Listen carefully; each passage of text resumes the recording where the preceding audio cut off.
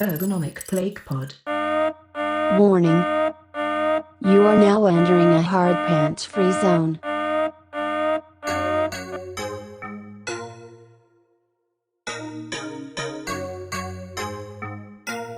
Welcome back to the PlaguePod.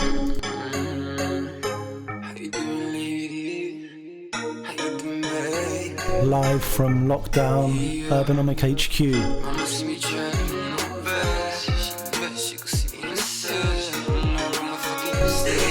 This is going out to everyone suffering from the virus and going mad under lockdown.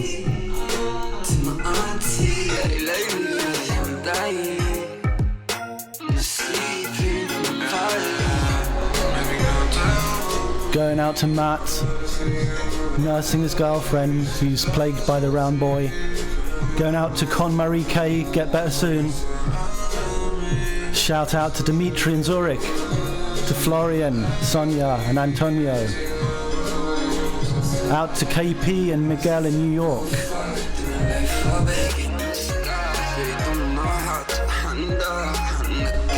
It's gonna be a big one today. Special early edition, at least for me.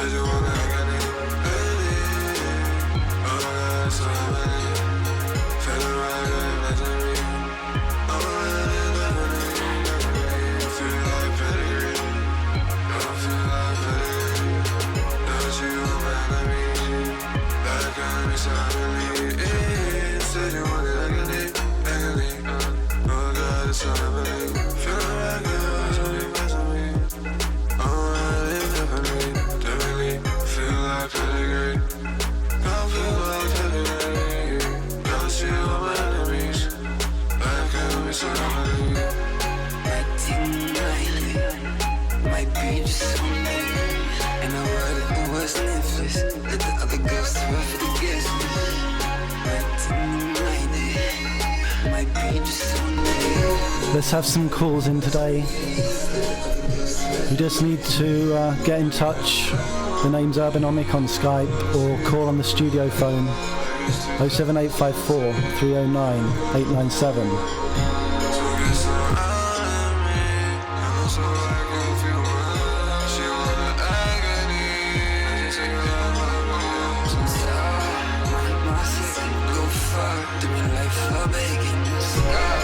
This one's Swimfall with Yeah and No and Organ Tapes, Agony.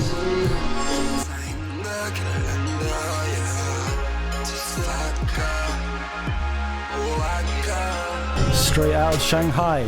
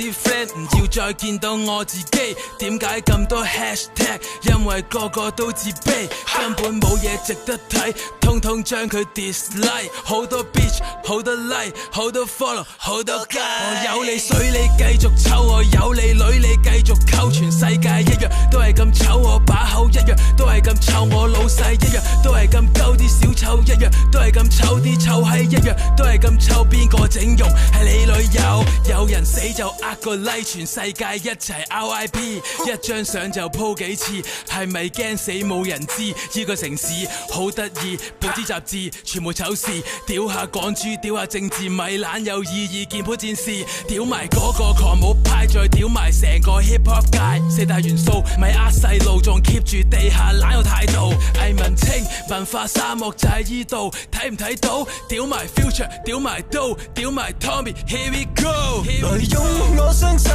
縫實你把口，無謂再聽嗰班廢物談如何進修，屌你鳩噏去到世界盡頭，一味抽水但係實力未夠，明明冇心溝，狂露個心口，然後擺出一副相貌，談何其悲憂，等我碌夠扮向你個柒頭，啲狗公多到可以大合奏。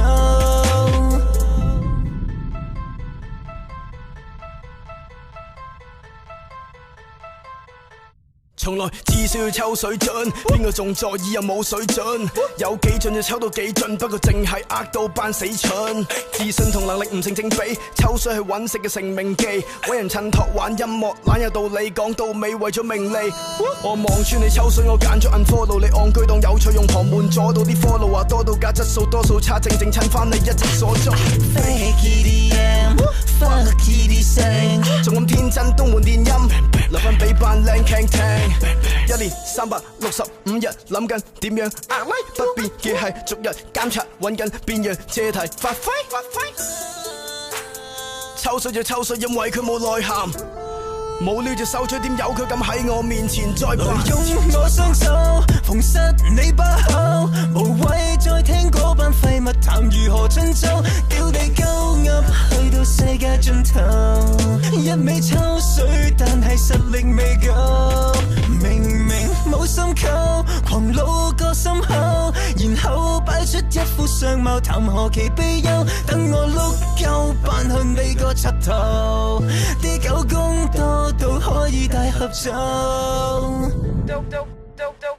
They told me if you wanna make a name, you gotta ride the wave. But I just couldn't listen to the shit you fuckers trying to say. I'm no boy, I got skinny middle fingers for your fucking face. Guess we won't meet again, so have a nice fucking day. In Hong Kong, we just like to laugh at people like it's part of us. Gossips on the internet, the shit is getting hard to trust. Bitches want attention, so they're messing with their Photoshop, editing the shit out their faces and their halter tops. Suddenly everybody's talking about politics, as if the world revolves around them and they know about all that shit. So they post a video mocking all their enemies, and that's how you get likes, boy. Overnight celebrity.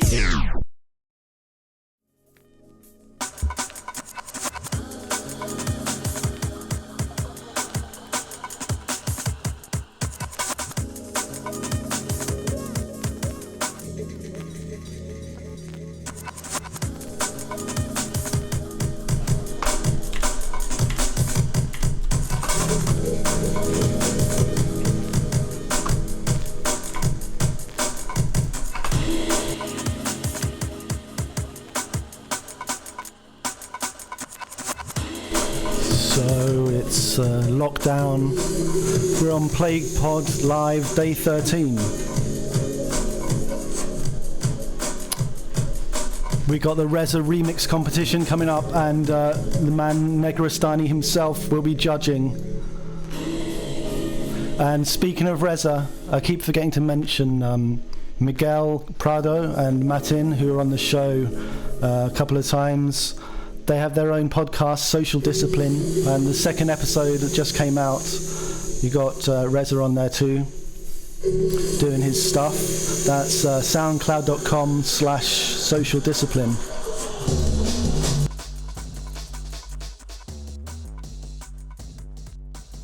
We had a great time on Saturday. Really good to have Simon on the show, along with Lee Gamble and Zeno Goth. Thanks for the positive response to all the readings. We'll definitely do some more. There's actually a bonus podcast which has just the Ballard stories. But give us a shout. Tell us what urbanomic books you'd like us to do some readings from. And thanks to the positive reactions to the Plague Pods in general, it's good to know that people are listening. I'm trying to get Thomas Moynihan to come on for an Eminem's World Spinal Catastrophism Drunken Master special. And I've got an exciting new feature to introduce on the next one as well. But today's going to be a bit different again. We've had mostly guests from the UK, from the EU and the US, which is partly a time zone thing. But we're shifting again. This is going to be a bit of a different vibe. Also because it's an afternoon show, it's a bit different for me. But please do call in. You've got the Skype name Urbanomic, you've got the studio phone 07854 309 897 for the studio line. So first of all, I guess we have to say we've seen differing responses to the coronavirus crisis. And so far, mostly we've looked at what's going on in the West. And today we're going to look a bit more at how the countries on the other side of the world are reacting. But also what the world's going to look like when all this has happened. What the geopolitical space of possibility is going to look like. How things are going to have morphed after this in terms of the balance of power between Europe, Asia, the post-Soviet states, the US.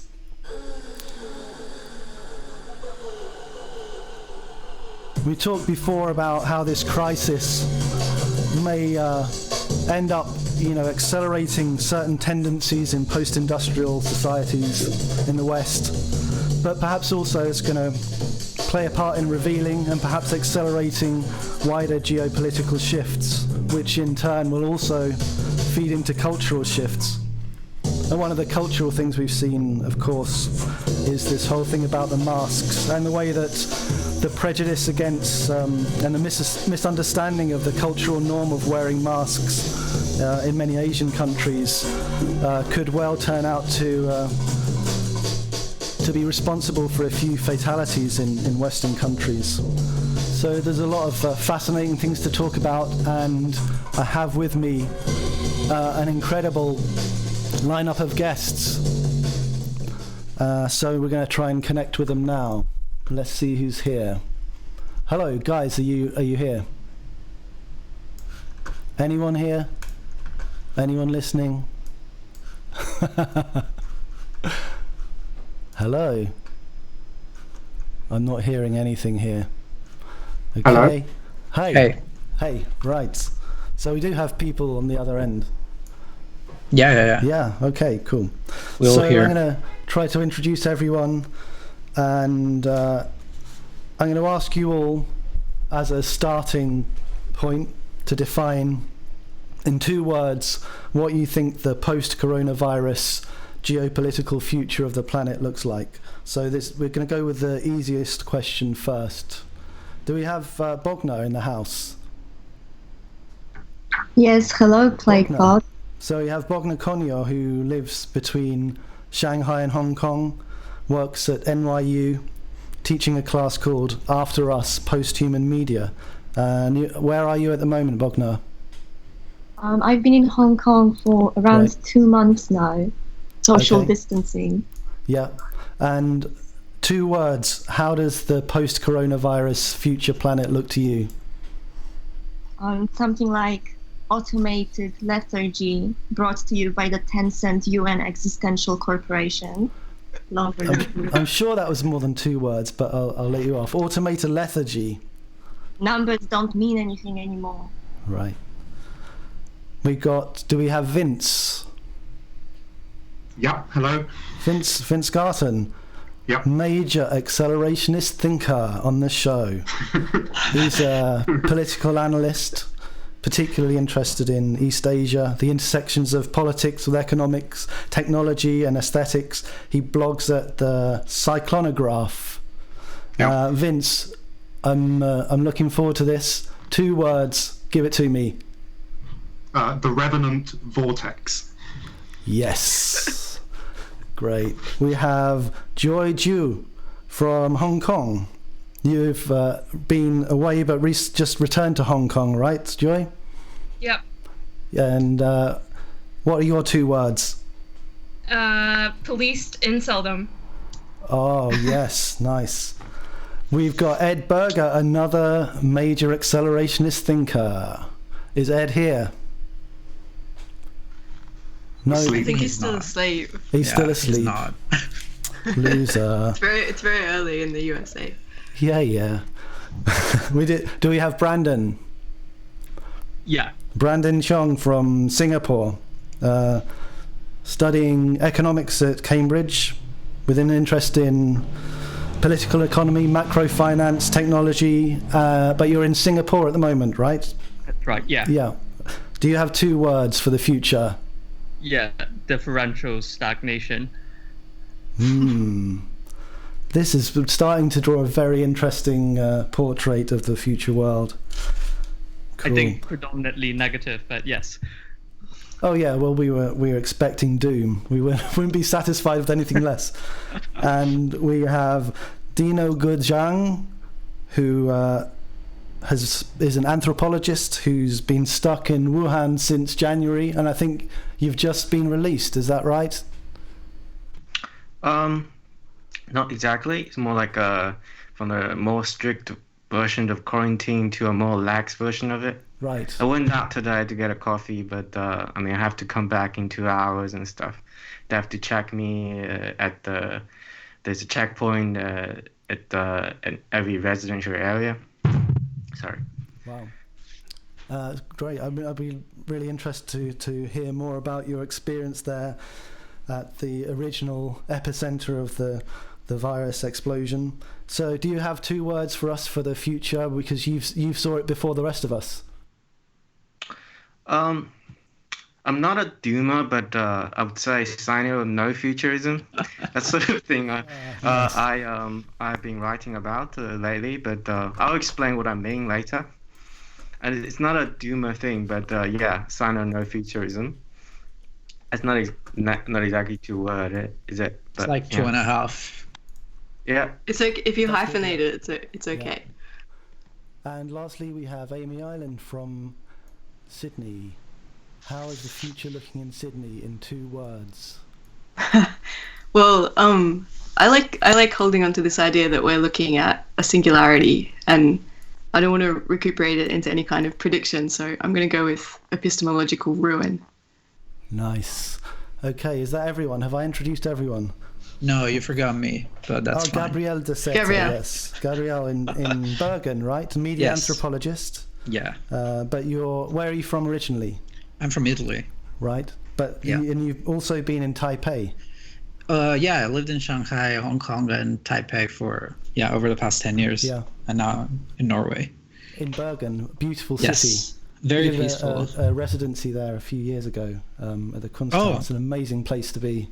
Oh, great! Yeah, that's cool. And what does the future look like to you in 2 words? Well, I'll just go with 1, and it's copperpunk. I hope we get a copperpunk dystopia over the next few years, and copper, as in the metal. Yeah, everything coated in copper because it kills coronavirus. Oh, right. Yeah. Great. So that's it. Great. Thanks to all our guests for coming in. I don't know, what are we going to start with? I'll give you a couple of minutes to think about it, and then we'll come back. Going out to the code 9.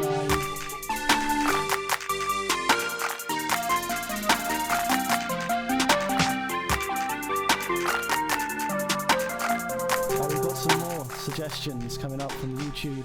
Hikikomori feudalism, nice. Neatdom, I think that's just 1 word.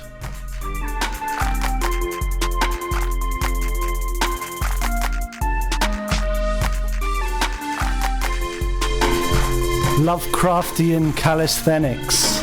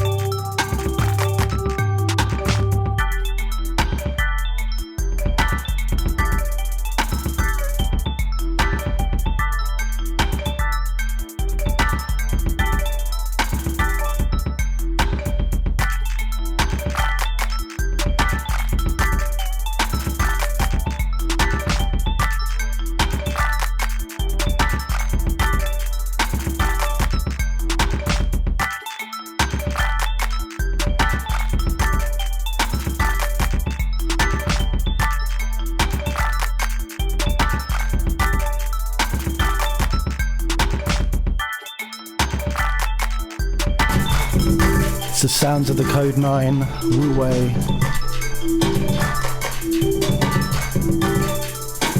Just wanted to say while we're here, if you're enjoying the PlaguePod, do go and check out our other podcasts if you're new to Urbanomic.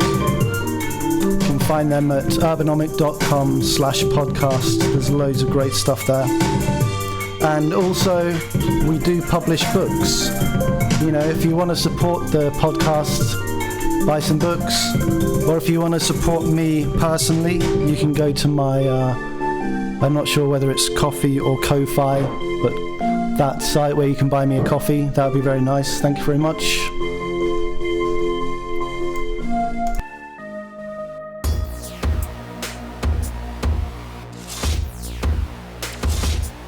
This one from Dirty K on Genome 666. Gonna try to bring you some music from the China Massive tonight, this afternoon, whenever it is.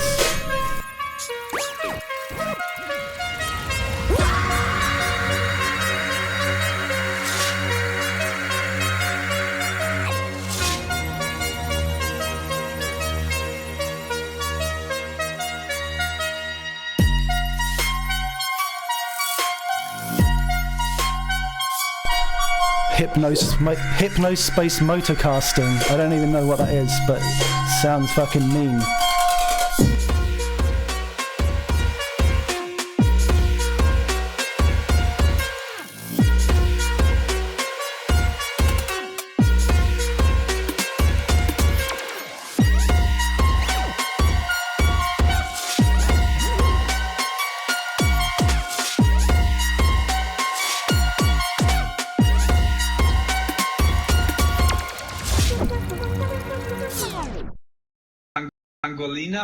Pangolino.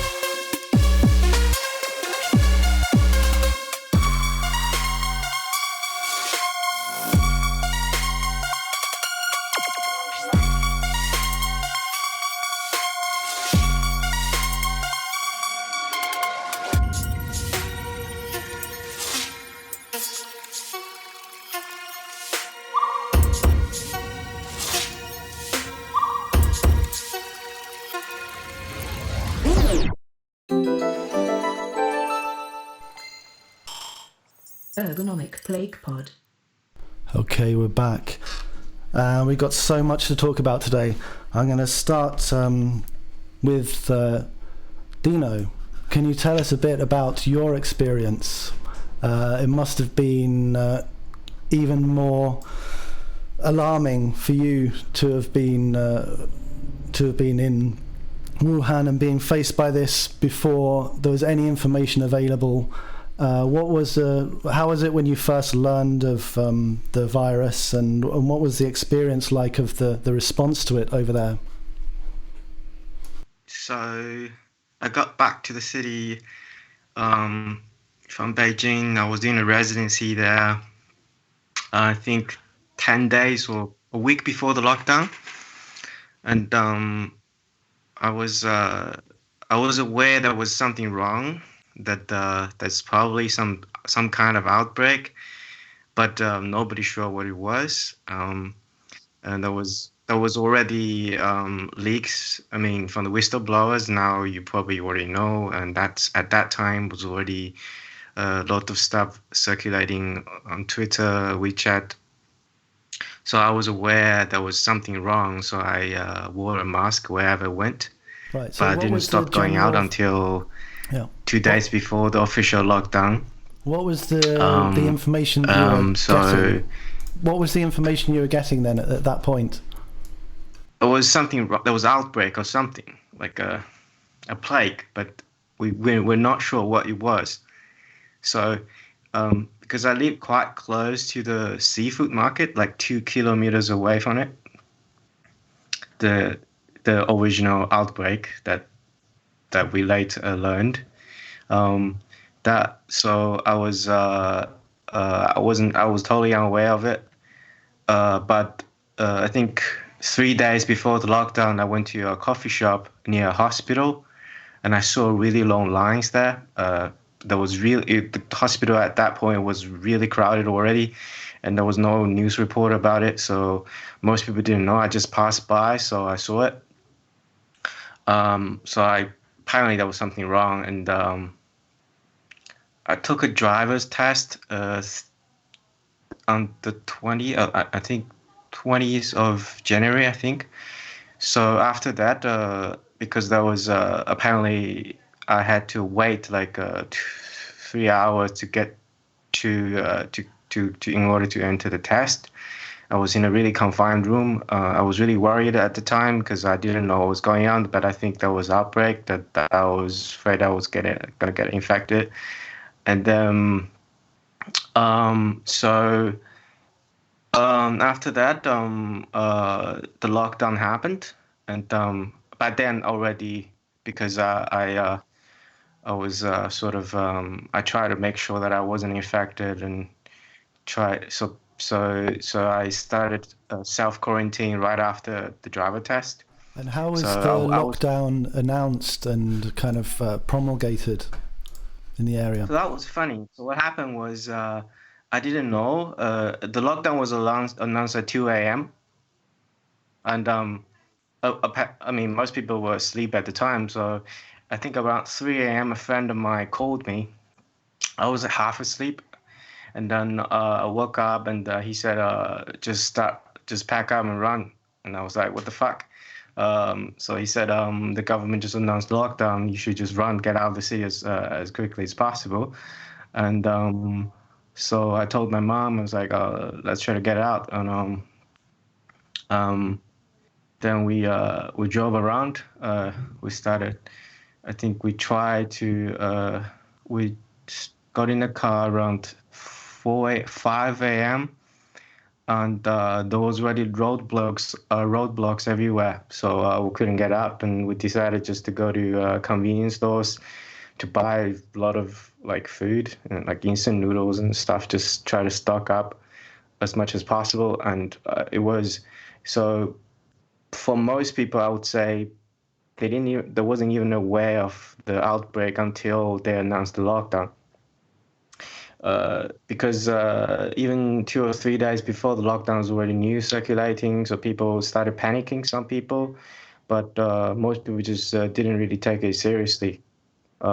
Nobody wore a mask at that point. Then the lockdown happened, and I think the lockdown, the first 3 weeks, 2 or 3 weeks of lockdown, the restriction was still fairly lax. So people still could go out and stuff. I mean, if you want to go shopping, you can still go out.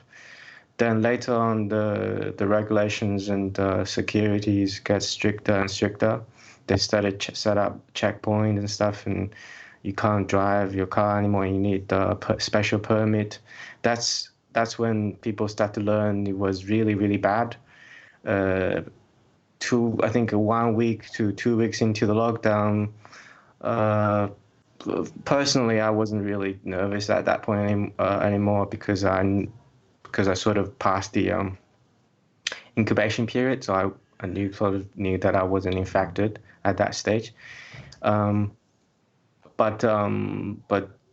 like you saw a lot of videos circulating online, just really horrible videos, horrifying videos. I think some of you probably saw that as well. Those doctors and nurses had a total meltdown in a hospital, crying, screaming, and bodies, stockpiling bodies and stuff, in the hospital corridors and stuff. And that was the point that most people realized that was really, really bad. And so it did take a while for it to really register with people how serious it was. Yeah. So I think the first two weeks of the lockdown, people still didn't realize how serious it was. I mean, there's still people going out for work and stuff at night. because the control wasn't as strict as later, because they didn't set up the checkpoints at that point. There was just some security guards, and there wasn't no temperature check or anything. What date did the lockdown start for you guys? Like, I remember you telling me because you're not really supposed to be in Wuhan. You said you went there to visit your mom for the Spring Festival, and then you kind of just got stuck there. So when did what was the date that all this started really becoming serious and people started recognizing the seriousness of it? So the lockdown started. The lockdown was announced on 23rd of February. No, 23rd of January. Sorry. Right. Yeah. 23rd of January. I started my quarantine 2 days before that, but so I think until getting into the first few days of the Chinese New Year, that was the first few days of the lockdown. At that point, people know it was bad because, people were telling you couldn't go out and stuff. So nobody was celebrating. A lot of people were really angry. And then a week after, I think, getting to February, then people then realized it was really, really bad because people started dying, in really big numbers. Hospitals were all the hospitals were full, and doctors and all the medical staff a lot of medical staff are getting infected. It was really bad at that point. So have you been with your mom the whole time? Are you in in isolation with your mom? Yeah. How's she dealing with it? And also, what's it like? How have you and your mom been kind of getting through it all? Because you've been there since late January. Yeah. How many days is that you? It's a really long time. Lockdown? No, it's for 70 something days. Oh man. I stayed inside for 66 days until I got out. For the first time, I went outside for the first time after 66 days. That was the first time you actually went outside of your apartment? Yeah. Oh, wow. So you hadn't been able to go out at all to get, how did you get food and medical supplies and stuff that you needed? So there was delivery. There was also community. There's the community center. They organize distribution sometimes, but not all the time. They set up a WeChat group. I wasn't in that group. My mom organized that. So somebody I don't know, I think it's party branch of the community. They organized that. So they distribute. It's not free. So basically it's a group round thing. You buy stuff together from the supermarket and stuff. So they in the supermarket deliver everyone's grocery together in plastic bags, and then you go downstairs and pick them up, or some volunteers will deliver them to your door. That's pretty much how you get food, because you can't go to the supermarket after 2 weeks into the lockdown. But before then, because I stocked up enough food, so I didn't really go out for 2 weeks. That's that's really amazing that you. What did it feel like when you went outside into the open air for the first time in 66 days or whatever? After just basically, I guess you had a window to look out of. What was that sensation like? It was pretty sensational, yeah. So when I went outside, the street wasn't empty. Actually, a lot of people outside, mostly volunteers or quarantine workers. They were distributing food and stuff, and some people were people walking on the street are mostly older people who couldn't drive. They just at that stage. By the stage I went outside, you could already go to the supermarket and buy food yourself. So when I went outside for the first time, I think the first sensation was the smell, because the city smelled really rotten. It's the kind of smell that you go to like a jungle or something.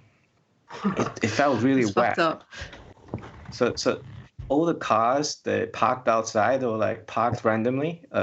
Like some of them just parked like in random places. They're not on a parking spot. That you see bulldozers everywhere. Why? Because they were trying to block the road. They're trying to block the road. That was the initial way. They later built barricades, but I think at the beginning they didn't have any barricades, so they just blocked the road with like bulldozers. You see those. So also you see like overgrowth on those cars. So they probably didn't. I mean, they were there like for like over 2 months, and so nobody. So the city was them. kind of like stagnating and fecund and full of like weird like overgrowths and stuff. The stink of rot. Yeah. That's a really like really post-apocalyptic vibe. Yeah. So I mean, it really reminded me of a video game called Tokyo Jungle. It was basically like a Tokyo without humans, but like totally abandoned and with all kinds of overgrowth. So you play as a dog or a cat or whatever small animal trying to survive in that sort of like a city without that, like after human went extinct. It had that sort of vibe. I mean, I still saw other people walking on the street, but very mostly older people, and there were some cars. But the city felt really. Basically, no one maintained it for like 2 months, and then the street was still clean.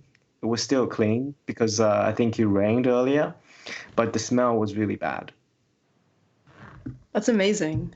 I feel like this is what we're all, like us in the West, kind of looking down the barrel of right now, I guess. So we got Kim on the line from London. I'm going to add Kim. He's been trying to call in for a while now. But we're going to go to some music, and then I think we'll come back, we'll talk with Kim, but we'll also talk a little bit about the differing responses across the different places that people are. Like we'll talk about Singapore, we'll talk about Hong Kong, and we'll hear a bit more from Dino about his experience.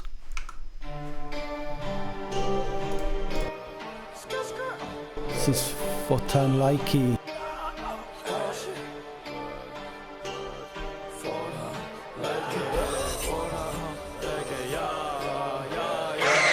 Trapping whole life is trap 愛情陷着 all life is sad 我去 one step 流動車 I have a 種流動 band in my mind in the city 事與願違係種自然 so it's okay to be 自戀捲起旗幟開始自然嘗試過堅持又嘗試過努力但社會敗類 that's how they call us 快活啊是但會老定你留下疤痕父母死去說哈利波特眾志舉起也會 fuck 'em all 眾志舉起也會 fuck 'em all 失去嘅將會令你得到更多 rerun 整個火彈似法輪功 God damn it 火炭 like it yeah 火炭 like it 火炭 like it yeah 火炭 like it yeah 火炭 like it yeah 火炭 like it 火炭 like it yeah 火炭 like it yeah 火炭 like it yeah 火炭 like it 火炭 like it yeah 火炭 like it yeah 火炭 like it yeah 火炭 like it 火炭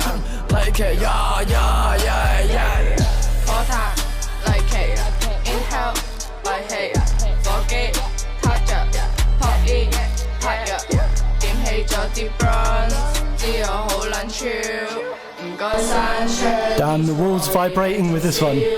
煮咗好多 brownies 以為我係人妻燥到着火石熱情的臭閪上咗的士我就 pass 裝俾司機問我咩名我話我叫火炭 Coochie 名嗰啲 fuck boy 亂咁襯對 easy 我就偏向清純好似 Fiji 對眼擘唔開我就丙到好撚大叫我 City Girl 不過嚟自新界喺流山 hot box 縮到到食火都係煙。Shout out to my girl， 散紅紅好似 twins。I'm so lit， 十級火災你哋疏散。Pop up E with the squad， 撈個火炭。火炭 like a 呀火炭 like a 火炭 like a 呀火炭 like a 呀火炭 like a 呀火炭 like a 火炭 like a 呀火炭 like a 呀火炭 like a 呀火炭 like a 火炭 like a 呀火炭 like a 呀火炭 like a 呀火炭 like a 火炭 like a 呀呀呀呀。Urbanomic Plague Pod live, day 13, unlucky for some. We're joined by a dazzling array of guests today. Just been talking to Dino about the situation in Wuhan, how it felt to be the first on the planet under lockdown. Dino, someone's saying asking on YouTube, what about human relations after the lockdown in Wuhan? I guess like how are people relating to each other when they're finally getting out of the lockdown situation?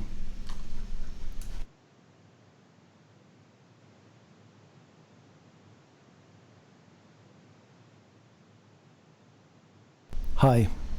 Sorry, I don't think you heard that. Dino? Hello?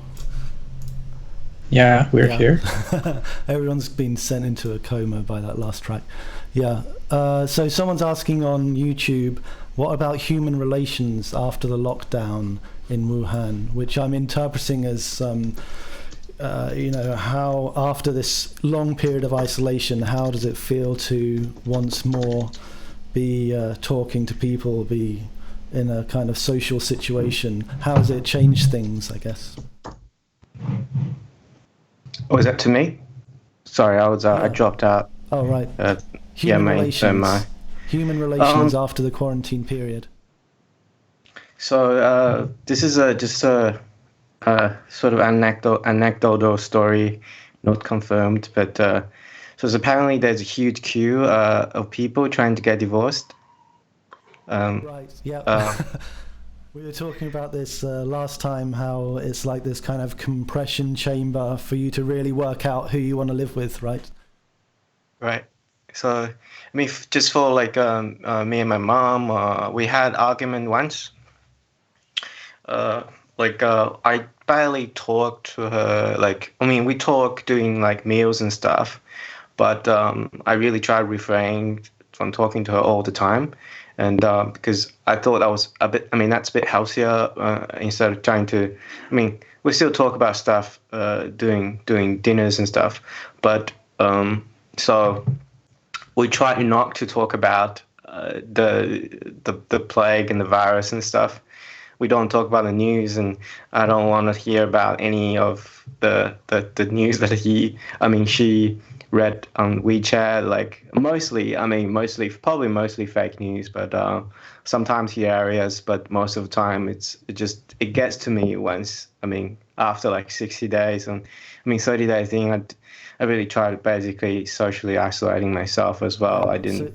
So were you in the end kind of isolating from each other as well, just in order to survive the time there together? Yeah.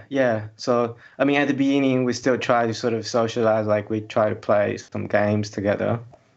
But after a while, Well, that question also is coming in, that's from Mick, who's in Palermo on the 24th day of lockdown. So I guess asking what he's got to look forward to. So let's talk about a kind of comparative roundtable of the responses. Maybe we could go next to Brandon. How does this compare to your experience? Well, my experience is not exactly very representative of most people here, because I returned from the UK on March 17th, and I had to undergo a 14-day home quarantine. So I just ended that yesterday, and I didn't really get an experience of a protracted period of social isolation. But Singapore notably is not under a lockdown. And the response was very quick and very efficient from what I've seen. Yeah, I mean, we have special characteristics that wouldn't necessarily be described as normality. I mean, so for example, pubs and clubs have been shut down, but restaurants remain open. But what I do find interesting is that to the extent that there is still social activity, the government has adopted a very technocratic implementation of the buzzword social distancing, which in the West is seen as a very ambiguous phrase for avoiding or minimizing social contact. But in Singapore, it's literally you have to maintain a minimally 1 meter gap from other people in the vicinity of a public space. And so, for example, in shopping malls, on the benches, you will have areas marked with a red cross, and that means you can't sit on them, and that's how you enforce distance. In some other areas, you have security staff to regulate the inflow of people in malls and to prevent congregations of crowds. And even to the extent of, in particular, hair salons or restaurants, every store and business outlet has to comply with these measures. But also,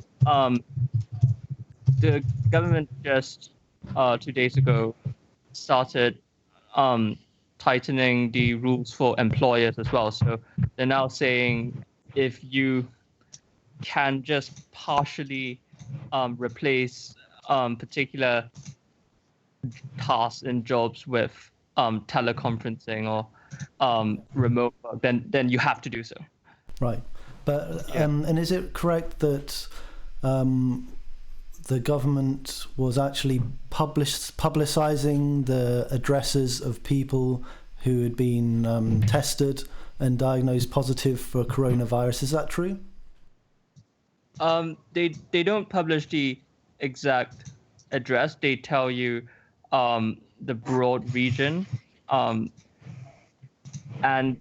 but more importantly, I think they're trying to identify clusters, and so they'll point out the particular restaurants, for example, or residential areas with the quote-unquote clusters.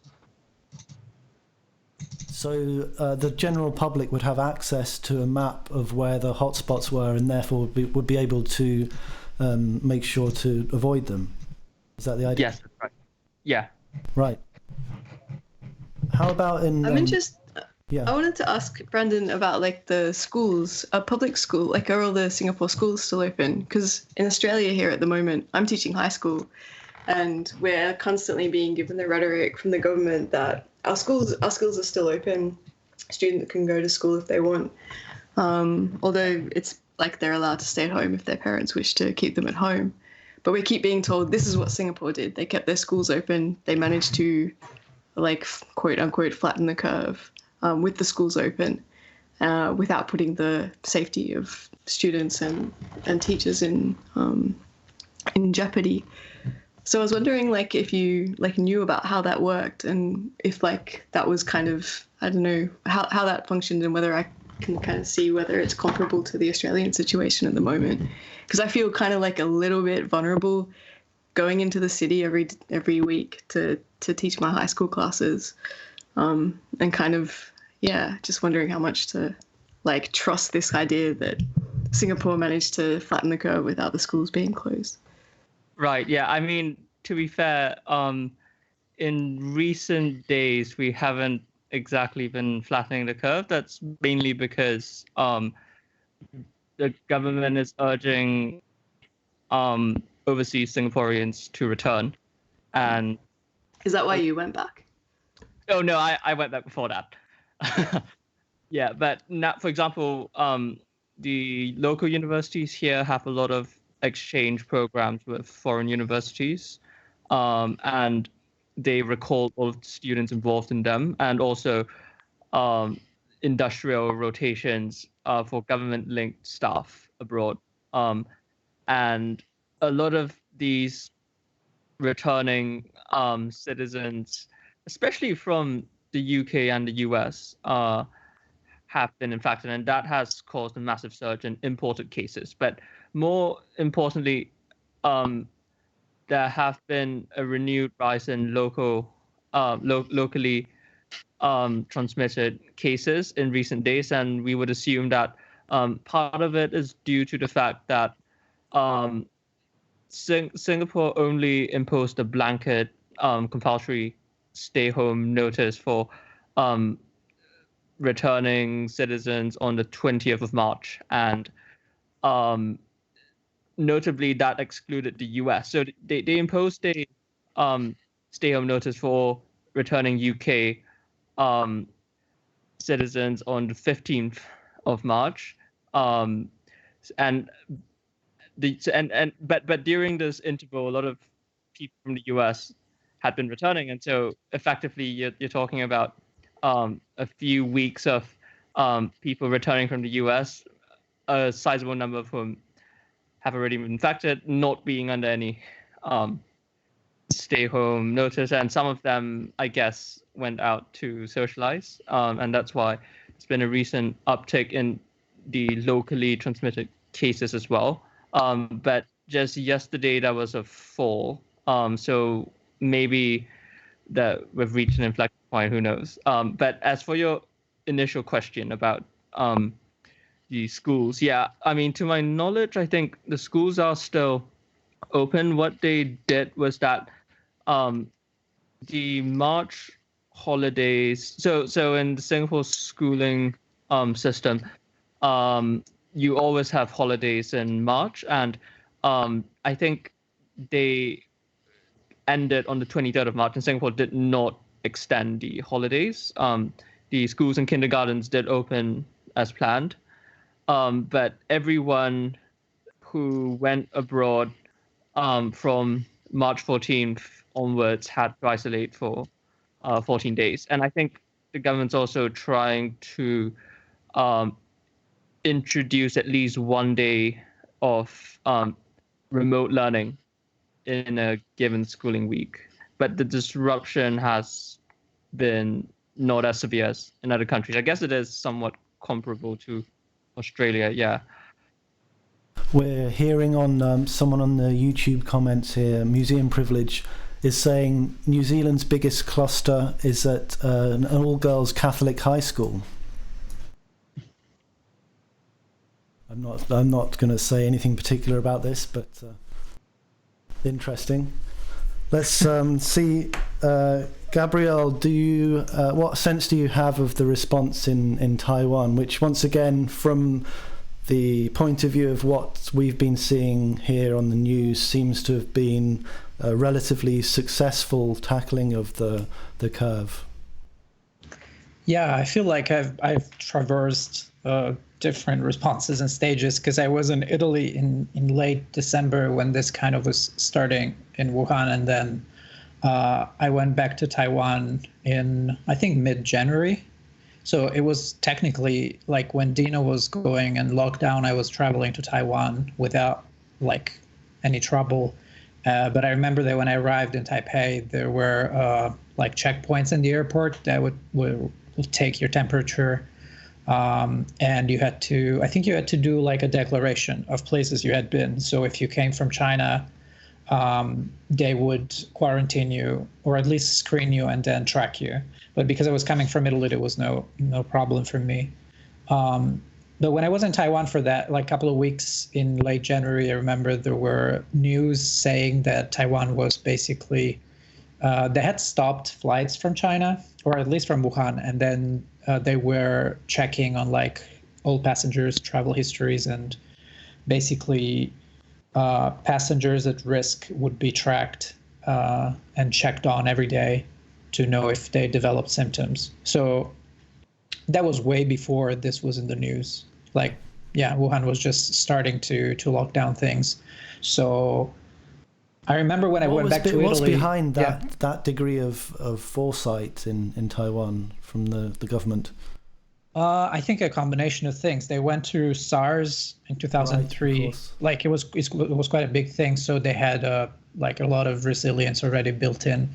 Like they had a center for, I don't know what it's called. It's like this CDC, but just for pandemics or epidemics. So they kicked into gear when they heard this was happening in Wuhan. And I think in early January, they sent like a task force to Wuhan to make sure that there was like no human-to-human transmission. Because the WHO said there was no human-to-human transmission, but Taiwan is not in the WHO. So they sent their own task force to check. And when the task force came back, they were like, okay, let's just like start tracing and making sure it doesn't get in.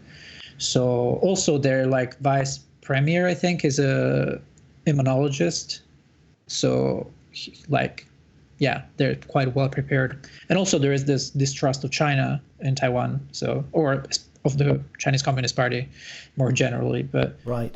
So I think they took a sensible amount of caution about this, and they started ramping up the production of masks and avoiding people stocking up on things. So they distributed medical supplies evenly, and they started telling people to kind of wear masks, be careful, this is happening, but it's not like, no need to panic, but like be careful and trace things. So I think that's a kind of an interesting subplot here, is the relation to mainland China, particularly from Hong Kong as well, from Taiwan.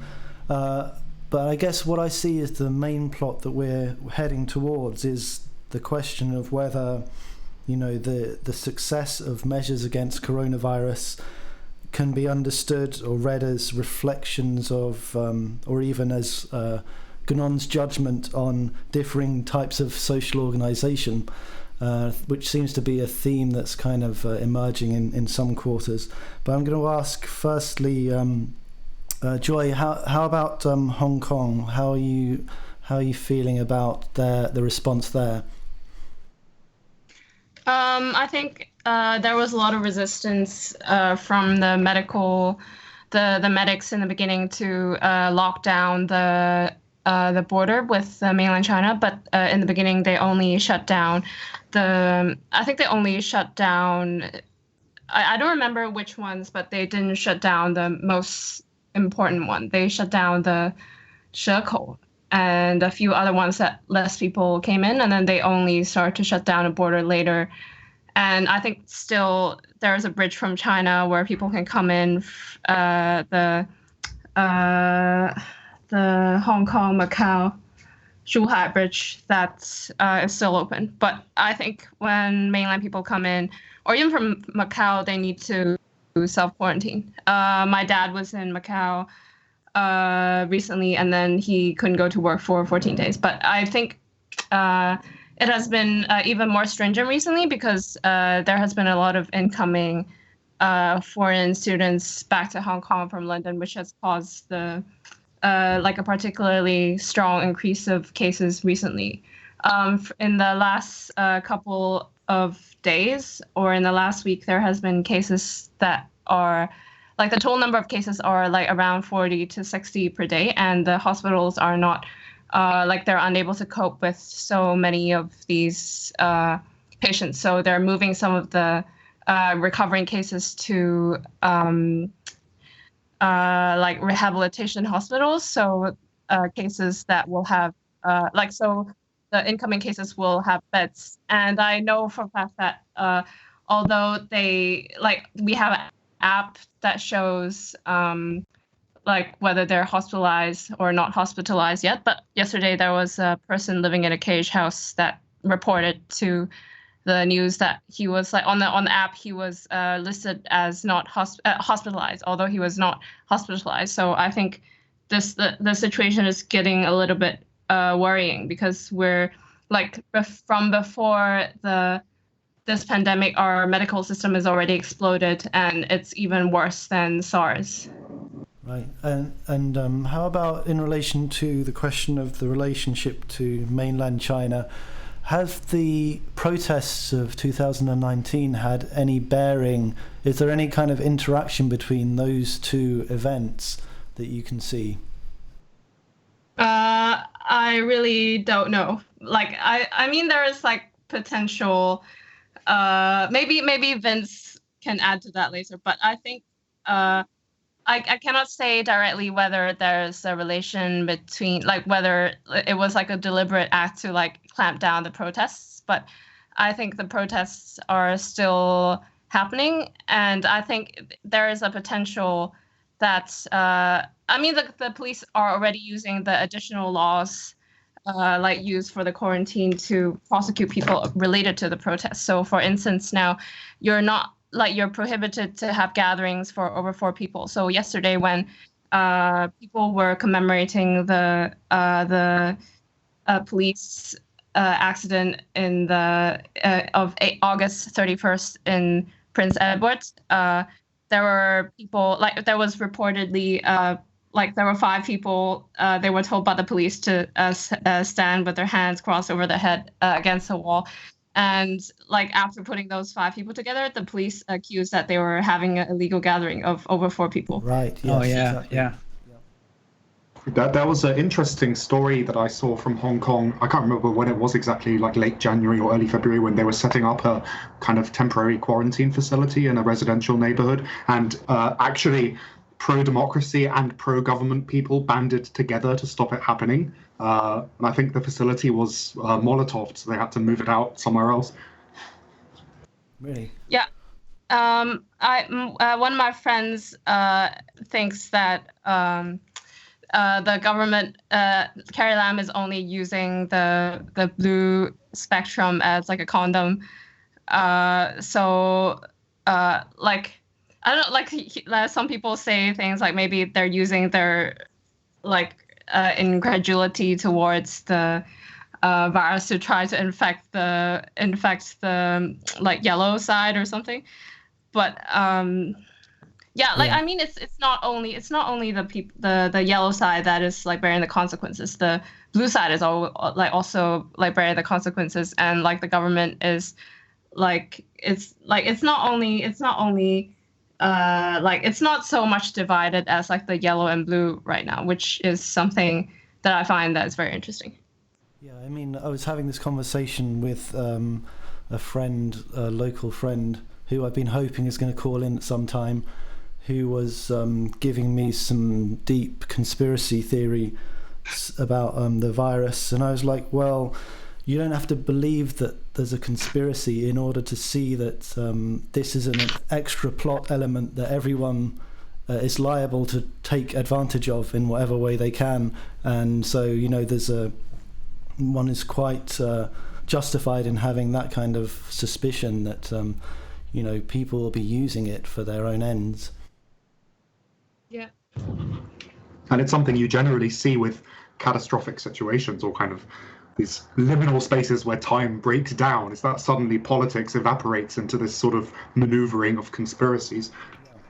It's interesting that you know, last time we were talking about mental health, and I was saying about how the circumstances of being locked into the house and not going anywhere are kind of similar to depression, and yet it doesn't feel the same at all. And that's because rather than it being a kind of breakdown and a closing in, it's this kind of unknown space of possibilities. You know, it opens up all of these unknown vectors, and I guess it's the same when we're talking about this. You know, there's this kind of search space of vectors of ways in which it could be used, whether that's you know, consciously, conspiratorially, or whether that's just these kind of fractures that it opens up that the state is going to you know, leach out into and inhabit, and which are going to change the political situation you know, for many more years after this is over. Yeah. Yeah, my friend has a very interesting conspiracy theory about this, and he's saying, so like China releases virus to the world, and like the virus is doing things that like the like it's infected Prince Charles. It has like gone over to the West, and like but China is the first that is going to recover from this, and they're going to like decide like how they're going to restructure their economy, because they have like a very well structured, like because they have authoritarian state, and they can like structure things very efficiently that way. And when the West is going down, like all the trust funds in like Cayman Islands, when they see that the China is recovering, like all their trust funds will go to the nationalized industry, and like the West will just go down. Yeah. Bogna, how are things looking in Hong Kong for you? And also, have you been spending time in Shanghai since this hit as well? No, I have not been able to return yet, and the border is closed now. But yeah, I mean, despite our kind of relative proximity to Wuhan, there has not been really a full-blown outbreak in Hong Kong compared to Europe. So like officially, I don't know if Joy or Vince would disagree, but like officially there have been only like 4 deaths so far. And actually people who come back now are perceived as more of a high risk than what's happening here locally in Hong Kong. So for example, a colleague of mine has been ill with the corona for a month now or so, and he'd been away in Europe, and he consulted with doctors in France and the UK because he was feeling really sick, who both told him that he was not high risk and good to go. So he traveled back to Hong Kong. He got tested in Hong Kong, and turned out that he had the coronavirus. Oh, really? Yeah. So that's a kind of a dire comparison, not feasible for Europe. But yeah, for the Hong Kong-Shanghai dynamic, I've lived in Hong Kong since 2014. And on 18th of January, I went to Shanghai to take up my new job at NYU, which I've been doing completely remotely since, by the way. So when I arrived in Shanghai, I was put up at a hotel by NYU, and exactly 5 days had passed before the whole building had been completely deserted. So me and my partner were the only guests remaining there, and we were coming down for this like eerily silent breakfast every day. And we knew very little about the Wuhan virus at that time, and we're kind of hesitant to succumb to panic and all the fake news or real news that we were seeing on Chinese and Western social media. So we felt quite uneasy when the lockdown started on January 23rd. It was very hard to get any kind of masks in Shanghai. So we just like stayed at a hotel watching British serial killer shows at that time. Right. Falling to kind of a strange delirium, walking around the hotel. And there is kind of a bliss and a hideousness in this absolute stillness when you decide not to do anything and you wait for an external signal. It's like the bliss of having no agency. So that's what was happening to us with the outbreak. Oh, someone's on the keyboard. So right now the border is closed, but if I were to come back to Shanghai right before it were closed, the response was quite highly organized. So you get tested at the airport, and then they send you either to government quarantine, which I have a colleague from NYU doing that at a Shanghai hotel right now. And he says it's pretty chill, but that might be just because it's a nice hotel in Shanghai. Like, I don't know how that would be for other places in China. Or if you don't test positive, they take you by bus to do kind of home quarantine, where you report temperature twice daily with an app, and there's a community in Shanghai that can help you organize online food delivery and such. But you also can get like a knock on your door. Next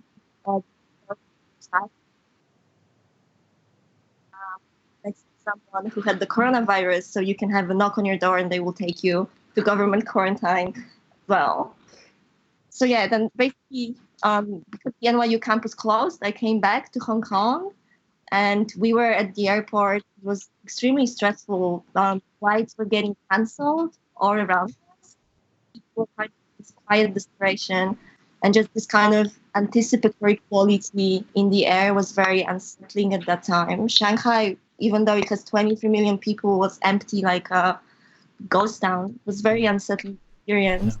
And to kind of finish the experience of home quarantine in Hong Kong, for me at least, has been quite lethargic vigilant, because it's been quite long, but we're not as strict as in Wuhan. So we have to self-impose that on ourselves and be self-disciplined. And there has been a medical resource shortage in the beginning, but now there are those wristbands that you get if you come to Hong Kong. The wristbands are totally they were totally useless in the beginning.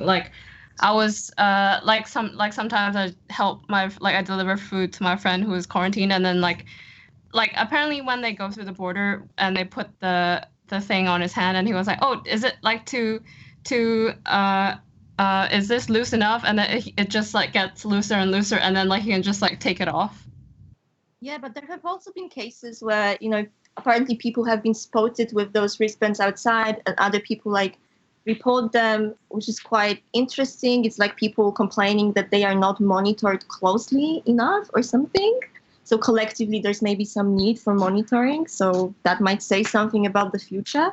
But in general, there's just impending sense of tension. But Corona, considered in her capacity to kind of inflict bodily injury, is different than Corona in her capacity to morph economic structures. And I think people are quite anxious about the economic fallout in Hong Kong from all of that, especially combined with the protests, because some businesses have been closed already for months before the outbreak. So it's an extra catastrophe.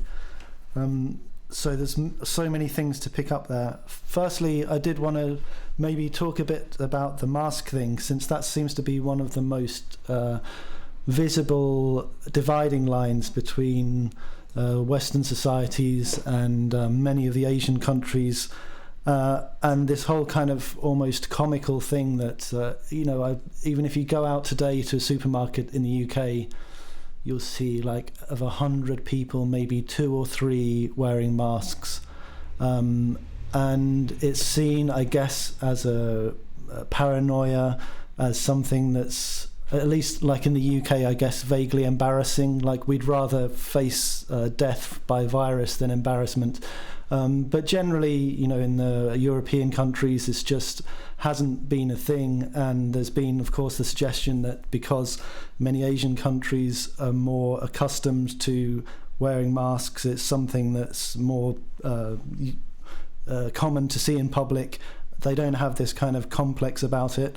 And in fact, whereas it's kind of misunderstood maybe by Westerners as being a form of paranoia, or even as a kind of insult to those around you, for many people it's seen as a mark of respect that you're actually protecting the people around you. So in a way, there was this kind of forearming of populations for this kind of event, that it wasn't seen as something unusual. Is that something that kind of rings true from people who are living in China, in Taiwan, Hong Kong?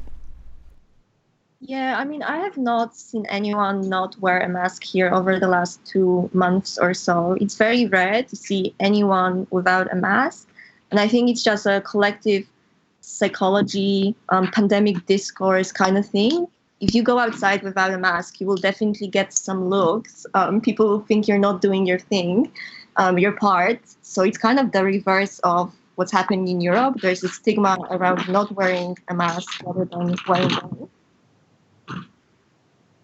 I think so recently there were some outbreaks in the Lan Kwai Fong, and I don't remember what newspaper, maybe Apple newspaper, they ran a headline where the Guailos don't wear masks, and so they cause an outbreak. So I think I saw some Facebook comments which said that this is the first time that white people get discriminated in Hong Kong because of the mask. And you see, I mean, I'm speaking from the UK. I don't know, maybe people from other European countries can tell me whether this is just a really stupid English thing. But I think despite the obviously very belated efforts of the government, it's actually kind of impossible to artificially generate that kind of climate where opprobrium is focused on people who aren't wearing masks.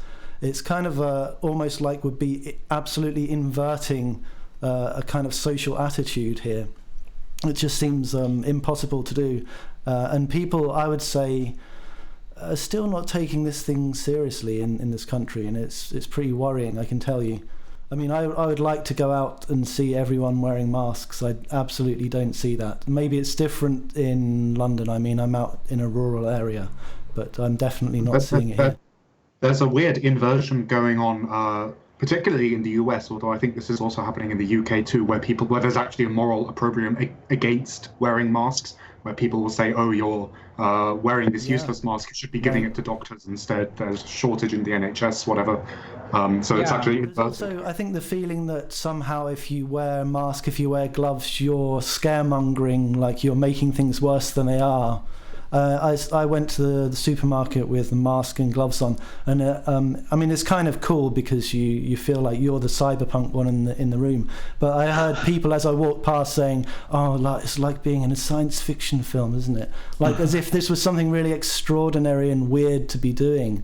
Yeah, and I think it's also interesting that it's kind of what I've seen going on in Europe is that in the beginning, if you wore a mask or gloves, people would think, okay, so you're wearing it, so you must have some symptoms. So why the fuck are you going out? So you should stay home. Right. So it's this, and it's also racialized because I guess, if you're white and you wear a mask, okay, maybe someone will feel like, this is weird.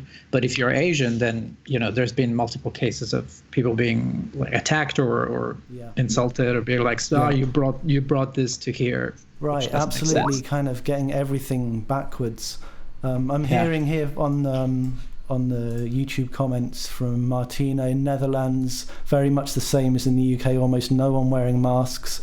And Enrico in Italy saying, yeah, the idea that masks are useless is still alive and well. I must admit, this is something that I took on board early. I mean, I did do research. I was going on a long-haul flight. I did research. Everything I saw said masks aren't going to help. Wear gloves. So, I mean, there was actual misinformation out there, or, somehow the research has now changed. But there was, that was the information out there, a few months ago. Yeah, but there's also I think it's a supply chain problem because in Asia, masks are everywhere. People have them. Now they're hoarding them, of course, but in the beginning, it was not a big deal. But in Europe, I think, and in the US, they probably sent the messaging of not using masks in order to avoid people hoarding them in hospital having even less than the ones that are available. So I think there's also this component. But actually, when it was in the beginning of the outbreak in Wuhan, I tried to buy masks, but I already couldn't. It was already difficult to buy masks in the US. So I think, I also feel like it's because the supply is very low, and if the CDC told people to wear masks, then how would they get masks, and it will cause people to get scared. Yeah. Kim, are you still here? I'm sorry. Yes, yeah, I'm here. Hi, Kim. I'm going to bring you in here. Thank you. Trying to call in for a couple of times on the PlaguePod. Hi, how are you doing? Yeah, I'm good. It's very weird. I mean, it's funny. I just got back in from a local grocery shop in Brixton, and it did strike me that there are more people wearing masks here now than there have been so far. It was definitely a bit more noticeable that you might see one in 5 or 6 people are wearing masks in Brixton. But then again, this is not a majority white area either, right? So I think that in itself is kind of telling. But yeah, I'm from New Zealand, and I have a lot of friends there who've been saying, similar problem, people aren't wearing masks. And indeed, one of my friends who's originally from Singapore back in New Zealand, sort of saying I need all my white New Zealander friends to start wearing masks so that I can feel safe, going outside wearing a mask as well. Yeah. Right.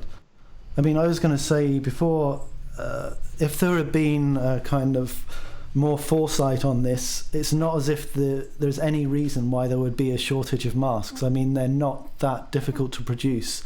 I mean, I know we have God knows, vacuum cleaner companies and Formula One car companies now trying to produce hospital equipment and respirators and stuff for us in the UK, but masks, it's not that difficult. We got someone here on the YouTube comment who's saying he's got friends who know people with mask factories in China who are having troubles actually exporting them to the US and the EU. So I mean, there's not the demand because of these attitudes. They go kind of quite deep. And it's a feedback loop, isn't it? Like, because there's not the demand, nobody makes the effort to try and like sell them here, basically, right? And if you want to get them here, it's hard to get them. So you can't normalize mask wearing either just by going out and doing it.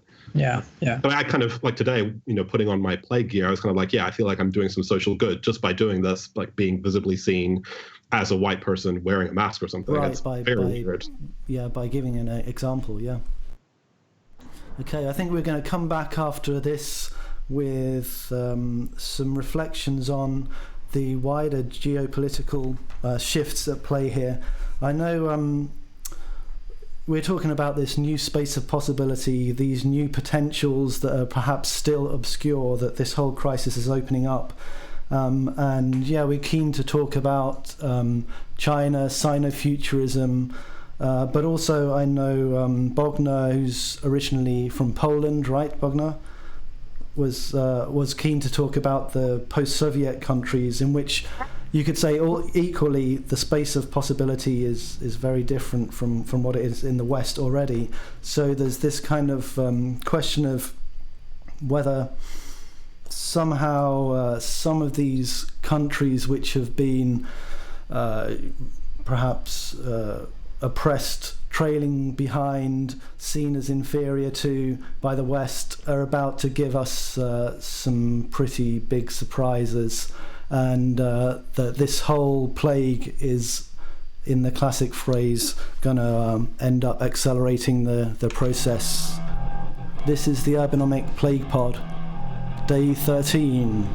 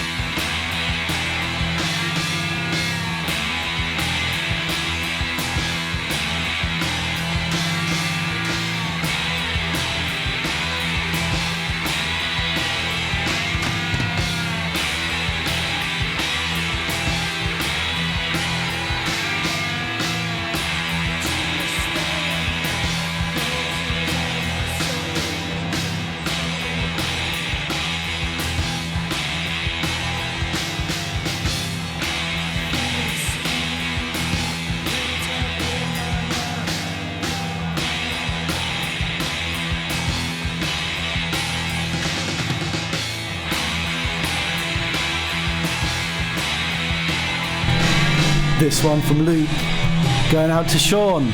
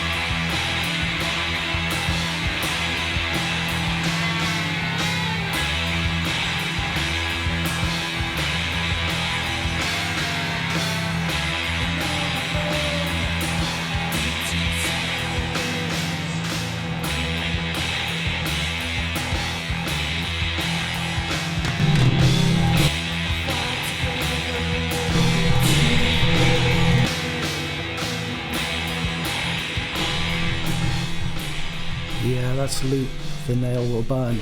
Now, as some of you will know, we had Mr. Reza Negrestani as a guest on the first of the Plague Pods, and he's been back. He gave us some extremely fruity catchphrases which we've been using as samples, and I decided to open source this. Oh, shit, sorry Rob Myers, it's not open source. I decided to open this up to other people and to do a little bit of a competition for remixing Reza's Aperçu. There's the cat. So I'm going to be playing these throughout the show. Reza is judging, and we'll do a rewind on the winning entry. But this first one, this is coming from the man like the Lendl.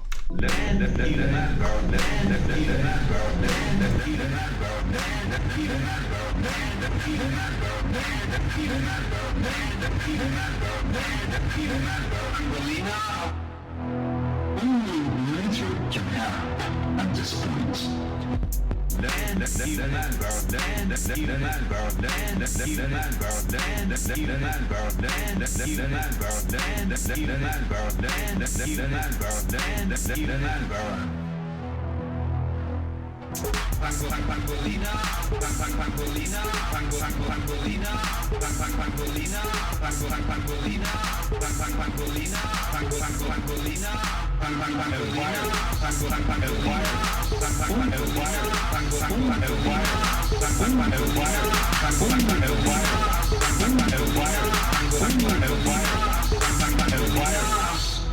That doesn't know the distinction between rich and poor. Hey, Lendl! Strong entry. That is and humanity. That is and humanity. That is and humanity. That is and humanity. That is that is that is that is that is First entry, Reza remix. Only military can help at this point. This one is going out to my man Bob Van Gnon, chilling in his Adibos.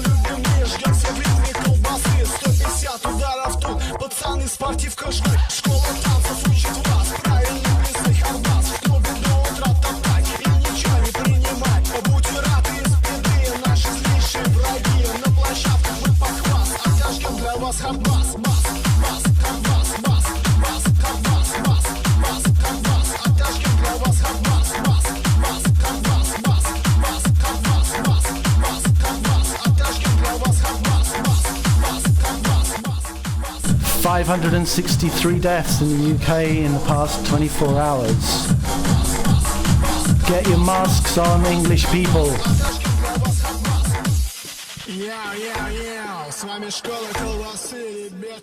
Black man, yes.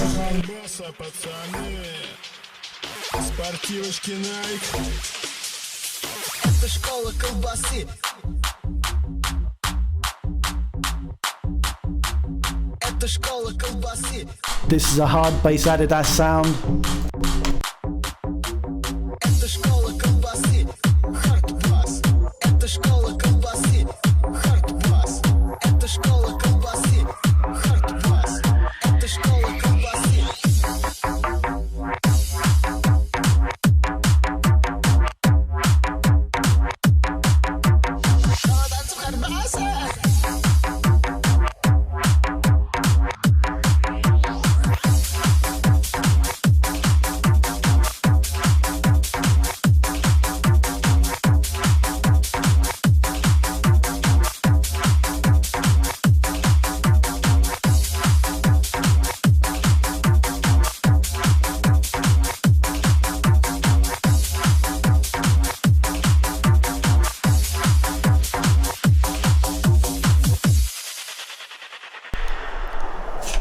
Okay, we're going to go in for another Reza remix, this one from Private Service.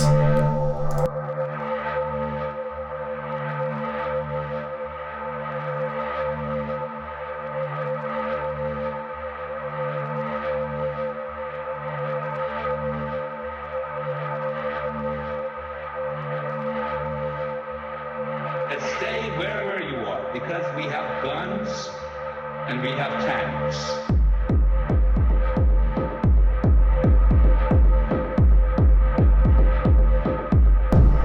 Ominous Reza vibes.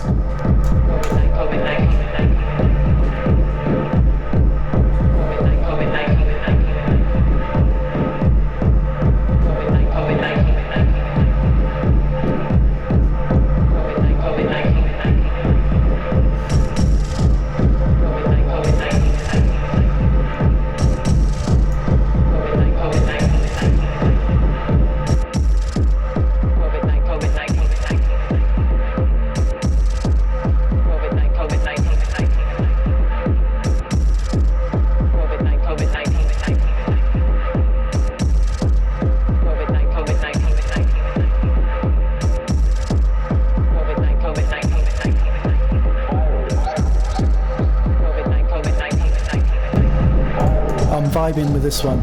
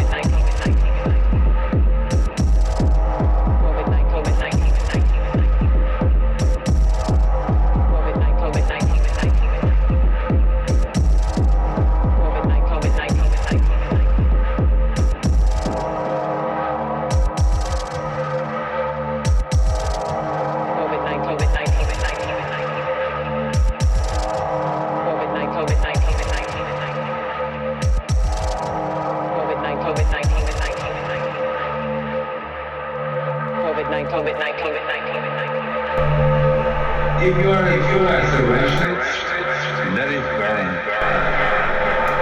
Let it burn, Skeng. That's the second Reza remix. We're with the Urbanomic PlaguePod. How's everyone doing in the green room? You all still there? Anyone there? Hello. Hello. How's it going? Not bad. So, I'm going to ask Vince to come in now, I think. See, right. What are you making of this new kind of scramble of political possibilities, impossibilities, seismic shifts, and general death and destruction as an accelerationist? As an unconditional accelerationist, what do you make of this? I mean, I think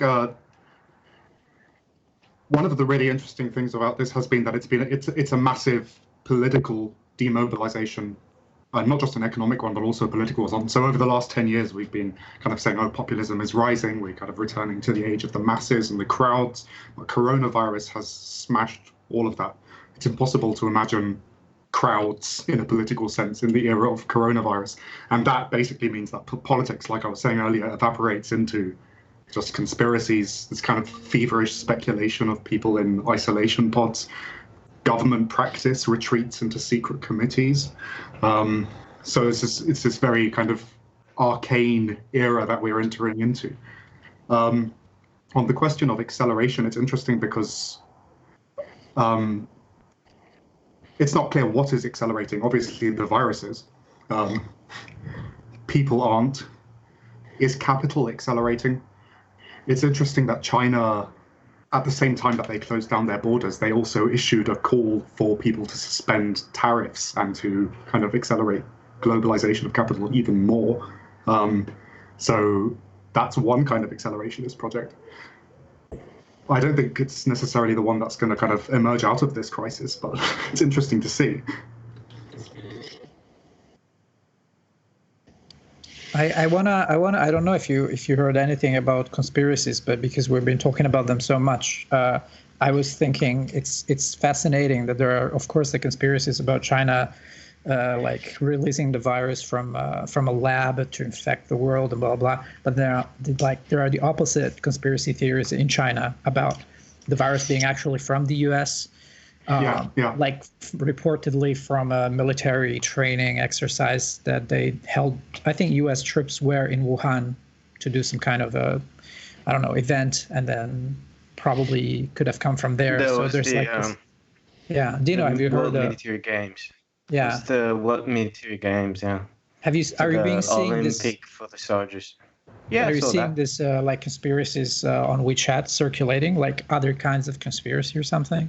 That's all my mom talk about. Okay. I mean, it's like the boomer. It's like the most popular among boomers. They really love this conspiracy. It's almost like truth. Like right now, it's the truth. Yeah. But I mean, geopolitically, it's obvious at the moment that China, rightly or wrongly, sensed some kind of blood in the water with the US, and that's why there is this massive information campaign which is being mounted up to pin the blame for the crisis on America. In economic terms, the world is probably going to be in for some bad times if America doesn't manage to get its shit together.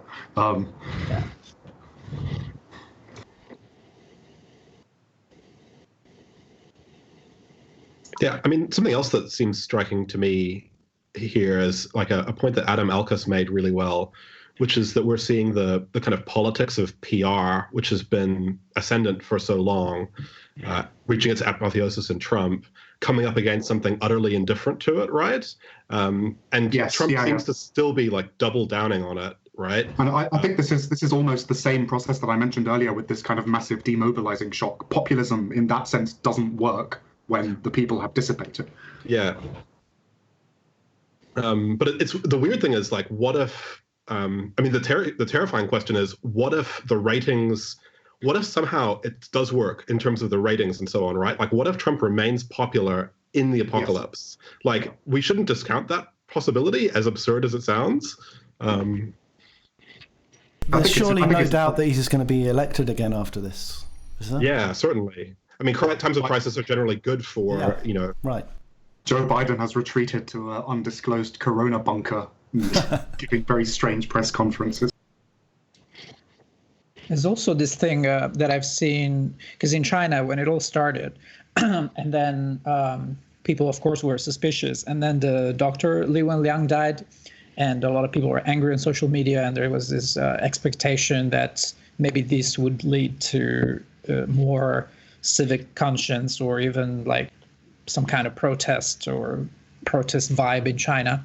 But then eventually it didn't. And 3 months after, you can already see how things have like consolidated around the usual political attractors in China. So there's a lot of people who are pro-government, blaming the US, and there's a other segment of people who are still suspicious of the government. But things are basically have returned to what they were before. So I'm wondering if now like Europe and the US are still going through the kind of shock period in which everybody's very like riled by this thing, but maybe in a couple of months thing will come back to the polarized populism. I think this is possible, although I also think that this shock has kind of played exactly to China's strengths. I mentioned that government practice has retreated into secret committees. That's how Chinese politics works anyway. And this kind of mass mobilization of resources and these mass quarantines is stuff that China can do relatively efficiently in a way that Western countries can't. I guess the question then becomes: is this simply a mechanism for accelerating existing tendencies, or does this crisis kind of bring something new into play? Into plague, yeah. Is this like an additional dynamic to add to the geopolitical situation beforehand, or does it just kind of pressurize and speed everything up? Or indeed kind of create a pressure chamber so that when it's released, everything will be sped up? I think it's definitely... Oh yeah, no, Vince, go on. I was just gonna say that I think there is a clear sense in which it is just accelerating trends, not just trends that have already been going on, but also stuff that we're seeing in the future. And I think people have justly said that this is almost like watching a climate change speed run. You have these huge catastrophes that are coming up in the past, but they're going to take a very long time to work themselves out. Coronavirus is not taking a very long time, but I think the sorts of things that we're seeing now are also the sorts of things that we're going to see managing that problem. Yeah, and there's also the thing I found interesting is especially on Twitter or social media, people saying, realizing and collecting how many things are actually possible that everybody was told they were not possible before, because it's a state of exception. So like now you don't need to actually, go to work 5 days a week, and you don't need to actually, pay those bills or whatever. So there is like the sense that this is kind of I don't know if it's accelerating or like showing some possibilities that are actually there and could be integrated in the system. And when the state of exception ends, I don't know if people will, demand for those things more forcefully, or if everybody will be just, okay, go back to normal. I mean, in terms of the political economy, in terms of the structural changes that this is causing, I've written a bit about this, but it seems to me that it is a kind of accelerating tendency towards more active roles by central banks, this sort of synthetic economy, almost like, well, I mentioned at the start that I think what's happening now is a revenant vortex. And what I mean by that is that the economy is increasingly going to become kind of sustained by these artificial, almost like eldritch energies of high finance. There is this high level of cartelization which is going on, but that is an accelerating tendency. It's not something that's radically new. It's already something that's happened in Japan, where the Bank of Japan is the biggest shareholder in the Japanese market. So essentially the Japanese market is now orchestrated by the central bank. And it might be that these new economic options that are coming into play are not going to materialize in a socialist way, for example, not as a matter of public planning, but as a matter of sustaining a cartel form of capitalism, which is not in the interest of the public, but in the interests of this kind of select group of high finance and cartel magnates and so on. Yeah, and I guess under that vision, where we come out of it on the other side is like, presumably there's going to be increasing drives for automation and so on, right? But we're going to see it in the dark libertarian timeline or something where people aren't going to get to go back to work. There will be less jobs afterwards, right? Because the things that were put in place to survive the crisis are just going to persist. Is that kind of what you're thinking?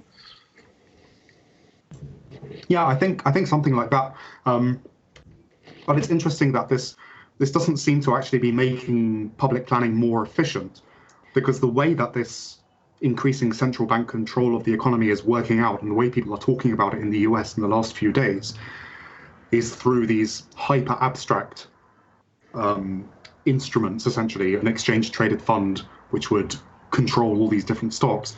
That's not helpful for actually coordinating the production process. All it's helpful for is pushing up stock prices.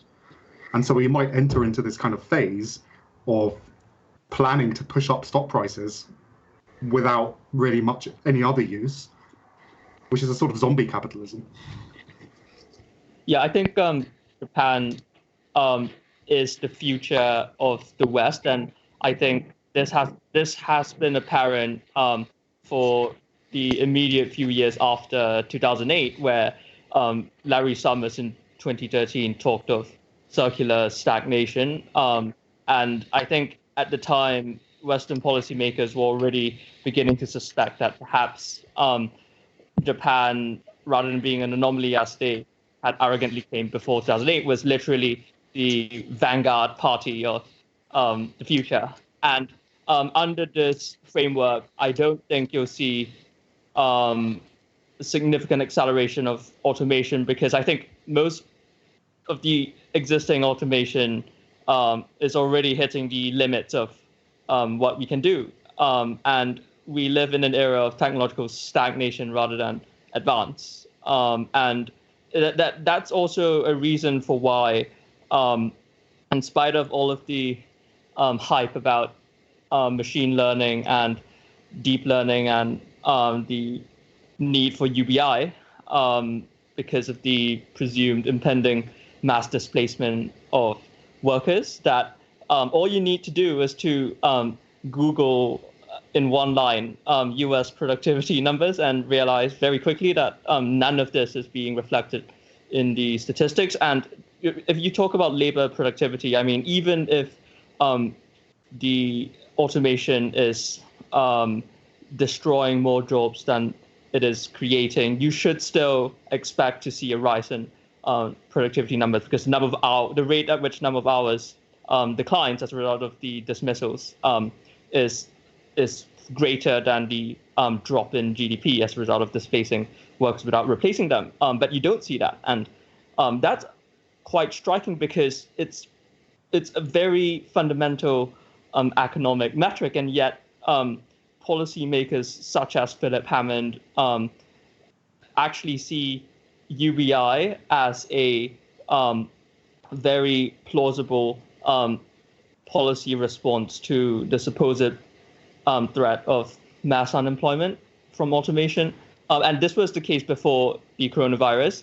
And yet, all you need to do was just to have this inkling of a very basic productivity statistic, and that would already question that fundamental premise of why do we even need UBI when the problem seems to be underemployment, in the sense that most of the jobs that are being created are in the services sector that are difficult to automate, rather than actual unemployment. So I think the very fact that policymakers in Westminster and in Washington don't even get the basics right is probably a sign of how hegemonic sort of Silicon Valley discourse is. And I also think that, and I've spoken to Vince about this as well, that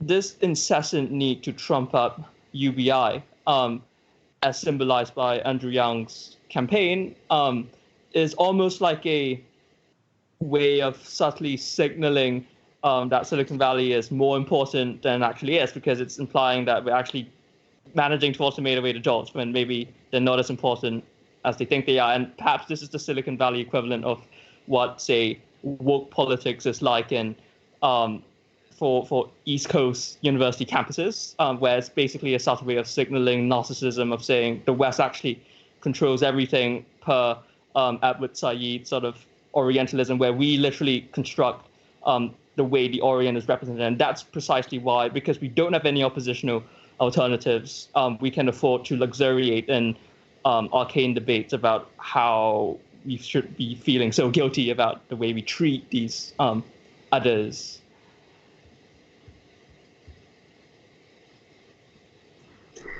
I mean, also with respect to UBI, I think if it is introduced in the long run, then I think it's going to be essentially a technique for the imperial administration of stagnation. It's not going to be a opening to a new world.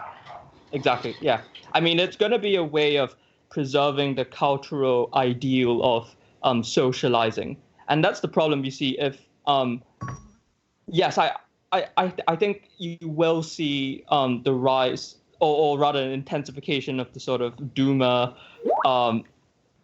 ideal, if you call it that. The corona port, it's the corona ports, it's being in isolation in your room, not being able to get a job, etc. But I think that isn't mutually exclusive with the idea that jet setting and socializing and posting,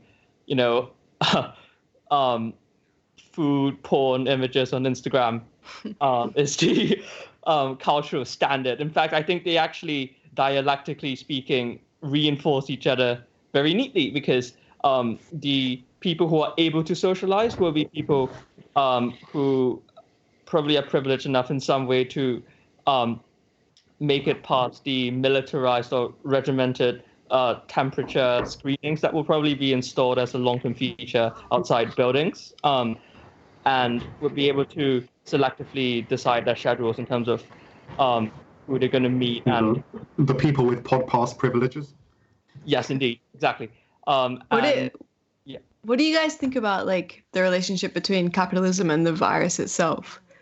Because like structurally, there's a sort of like alliance in the way that the virus works and capitalism works. Instead of MCM, it's like the virus, the host, the virus exponentially growing. Like it crosses borders, national and ethnic borders. It seems to be running under a logic of infinite, unstoppable growth. It's kind of like, a sort of like, micro instantiation of capitalist logic. It's certainly, so how do you see it? It's hitching a ride on capitalism, right? Yeah, exactly. There's an interesting point that I've seen about this pandemic, which in contrast to historical pandemics, which were typically associated with kind of the so-called underclass, if you look in the 19th century, how people treated cholera and stuff like that, that was associated with the working class. But coronavirus seems to be associated with the middle class, with people who are traveling around the world, and with the upper class, because you see like celebrities getting it quite early on, politicians. So it's a change. Yeah, and I think that's why, like, basically to stop it or try to stop it, what had to be stopped was, parts of the mechanisms that sustain global capitalism. So, of course, industrial production has to be kept going and supply chains have to be warranted, but all the rest has been stopped. So it's kind of like, Yeah, and to what extent can you disentangle the industrial production, which sustains capitalism, from the biological kind of traffic, which... the virus and people, animals even. That's the experiment that's underway. Yeah. I read like a really interesting article about how these kind of like cultures grow from like livestock monocultures, which is basically a feature of capitalism. So it's kind of like going on right now, though, that we're seeing how far we can decouple everything that capitalism needs from the actual movement of biological bodies around the planet. That's certainly what China seems to be trying to do, for example. Yeah. Is there another eerie dimension to this too, where one thing about the coronavirus is that it can't mutate too intensely, because if it starts killing people or incapacitating them, it's unable to spread, right? Because its hosts, aren't there. There's this brilliant line in Hypervirus by Nick Land, where he says, "Crazy vandals like Ebola will never make it big." Always the prophet. Because that's the thing, right? Like, what's the analog there for capitalism, right? Like, to what extent are we? Sure. Yeah. Because we've talked before on the podcast about how perfectly calibrated it seems to be, but that's a kind of selection effect problem, isn't it? That's the one we've got, so that's the one that's working, obviously. There's also this like interesting question about political responsibility, which was such an enormous topic, like prior to 2020. Everyone was getting cancelled. There was this whole kind of question of political responsibility. But the virus, in a way, completely blows that up, because it's like, who is responsible for it? There isn't a way to like point a finger at some particular agent that created the virus or generated it. It was literally some kind of like emergent effect of a series of like political and global conditions that we're all immersed in. Exactly. And it's like, well, it's absolutely changing the political landscape. It's, as Robin, as you said, like last PlaguePod, it's cancel culture. We don't really hear about cancel culture anymore. There's like liberals who are literally advocating closed borders. What's even happening to politics? It's a really interesting space that we're in because of this strange like excrescence of like kind of weird combination of nature and anti-nature conspiring to create this responsibility-less agent. Hypervirus is a great text for that, because basically it's saying, have a go at critiquing a virus. Good luck. But there is also this sense in which literally Anthropol is trying to get a grip, that political forces are attempting to reduce the virus into something that they understand. You see this with the liberal media in the US, where they have attempted to turn it into a sort of culture war issue. Trump is also doing this, right? Like the attempt to turn it into an issue over what to call the virus. or to make it a party political war, thing. like a war metaphor. Yeah. I wonder if some of the political traditions that are more consciously thinking about how the state governs life and death might come to the fore here. So, for example, in Russia, even looking at traditions like, Russian Cosmism, there was this demand that the state should consciously govern life, even to the point of, for Russian Cosmism, eradicating death, like resurrecting people. So there's this tradition, at least, in both like oppositional and mainstream thinking in Russia, of like the state as the governor of life, and like not in a Foucault biopolitical way where it's perceived as sinister, but where it's perceived as the duty of the state to like sustain life in a specific way, even to extend life beyond what's humanly possible. So I wonder if those kind of traditions might come to the fore now in the post-USSR, at least.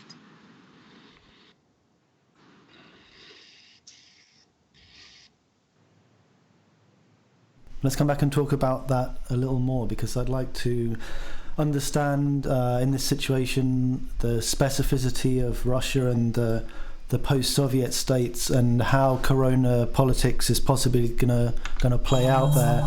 We're gonna hear another track from the Genome 666 out of Shanghai. This is Volt's Distraction.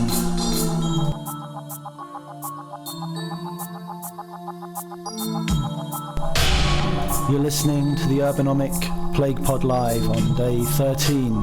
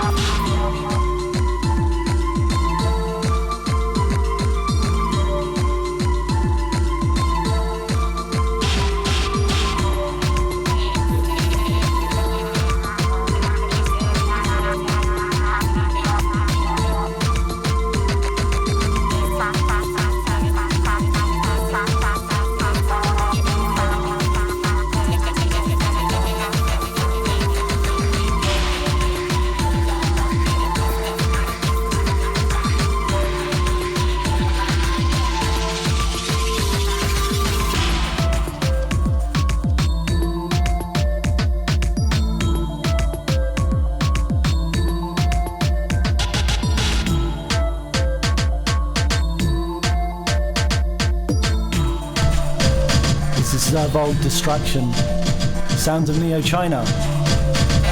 We're going to hear a third entry into the Reza remix competition soon.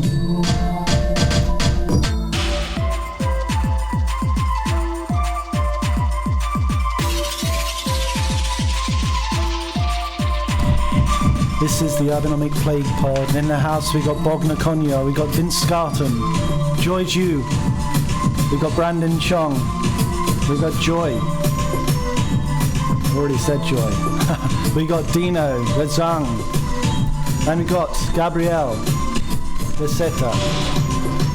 Hopefully we've got Ed Berger at some time in the indeterminate future.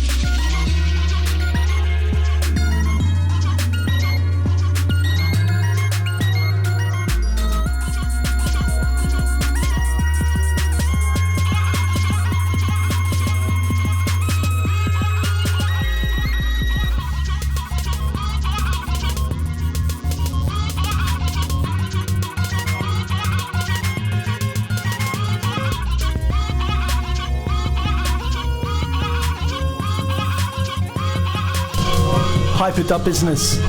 DJ Tay.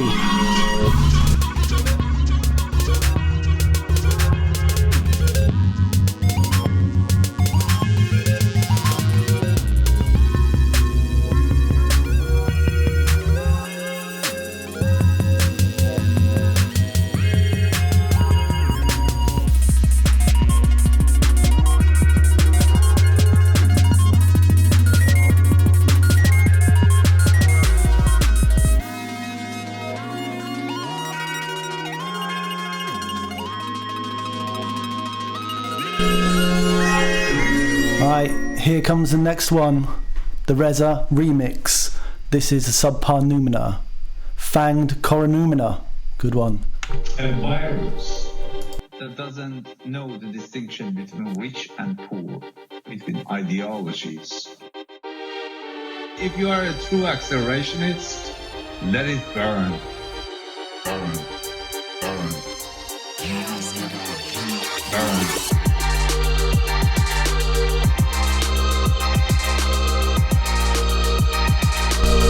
Feeling this one in the studio.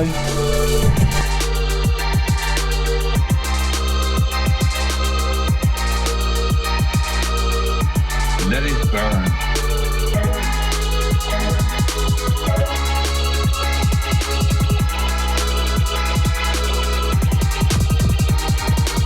Stay wherever you are, because we have guns and we have tanks. Only military can help at this point.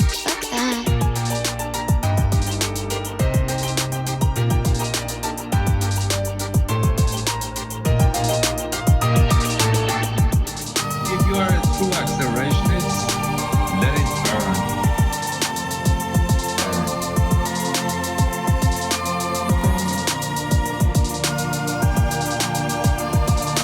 This is the moment that we should end humanity.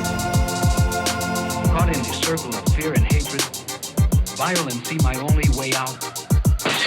Being blown to bits on some godforsaken battlefield thousands of miles from where he was born. You call that beauty? Let's go.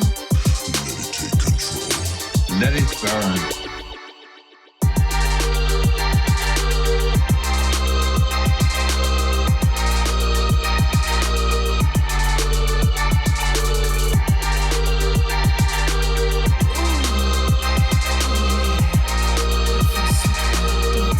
Let it burn.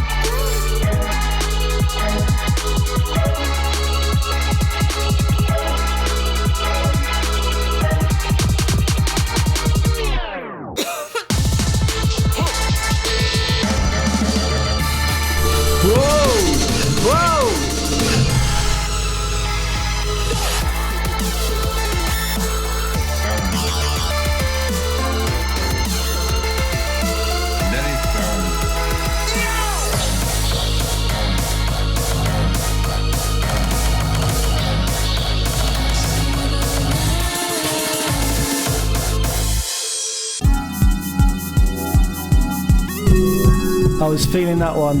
That's the subpar noumena, third entry into the Reza Negarestani remix competition. I bet you never thought you'd hear those words, but that's the kind of world we live in now. That's the Corona world. It's the Urbanomic PlaguePod, live on day 13.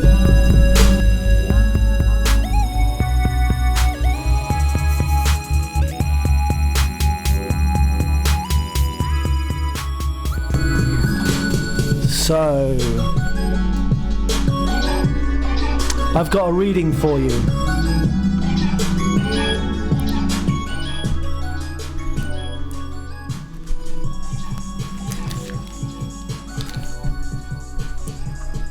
How's this?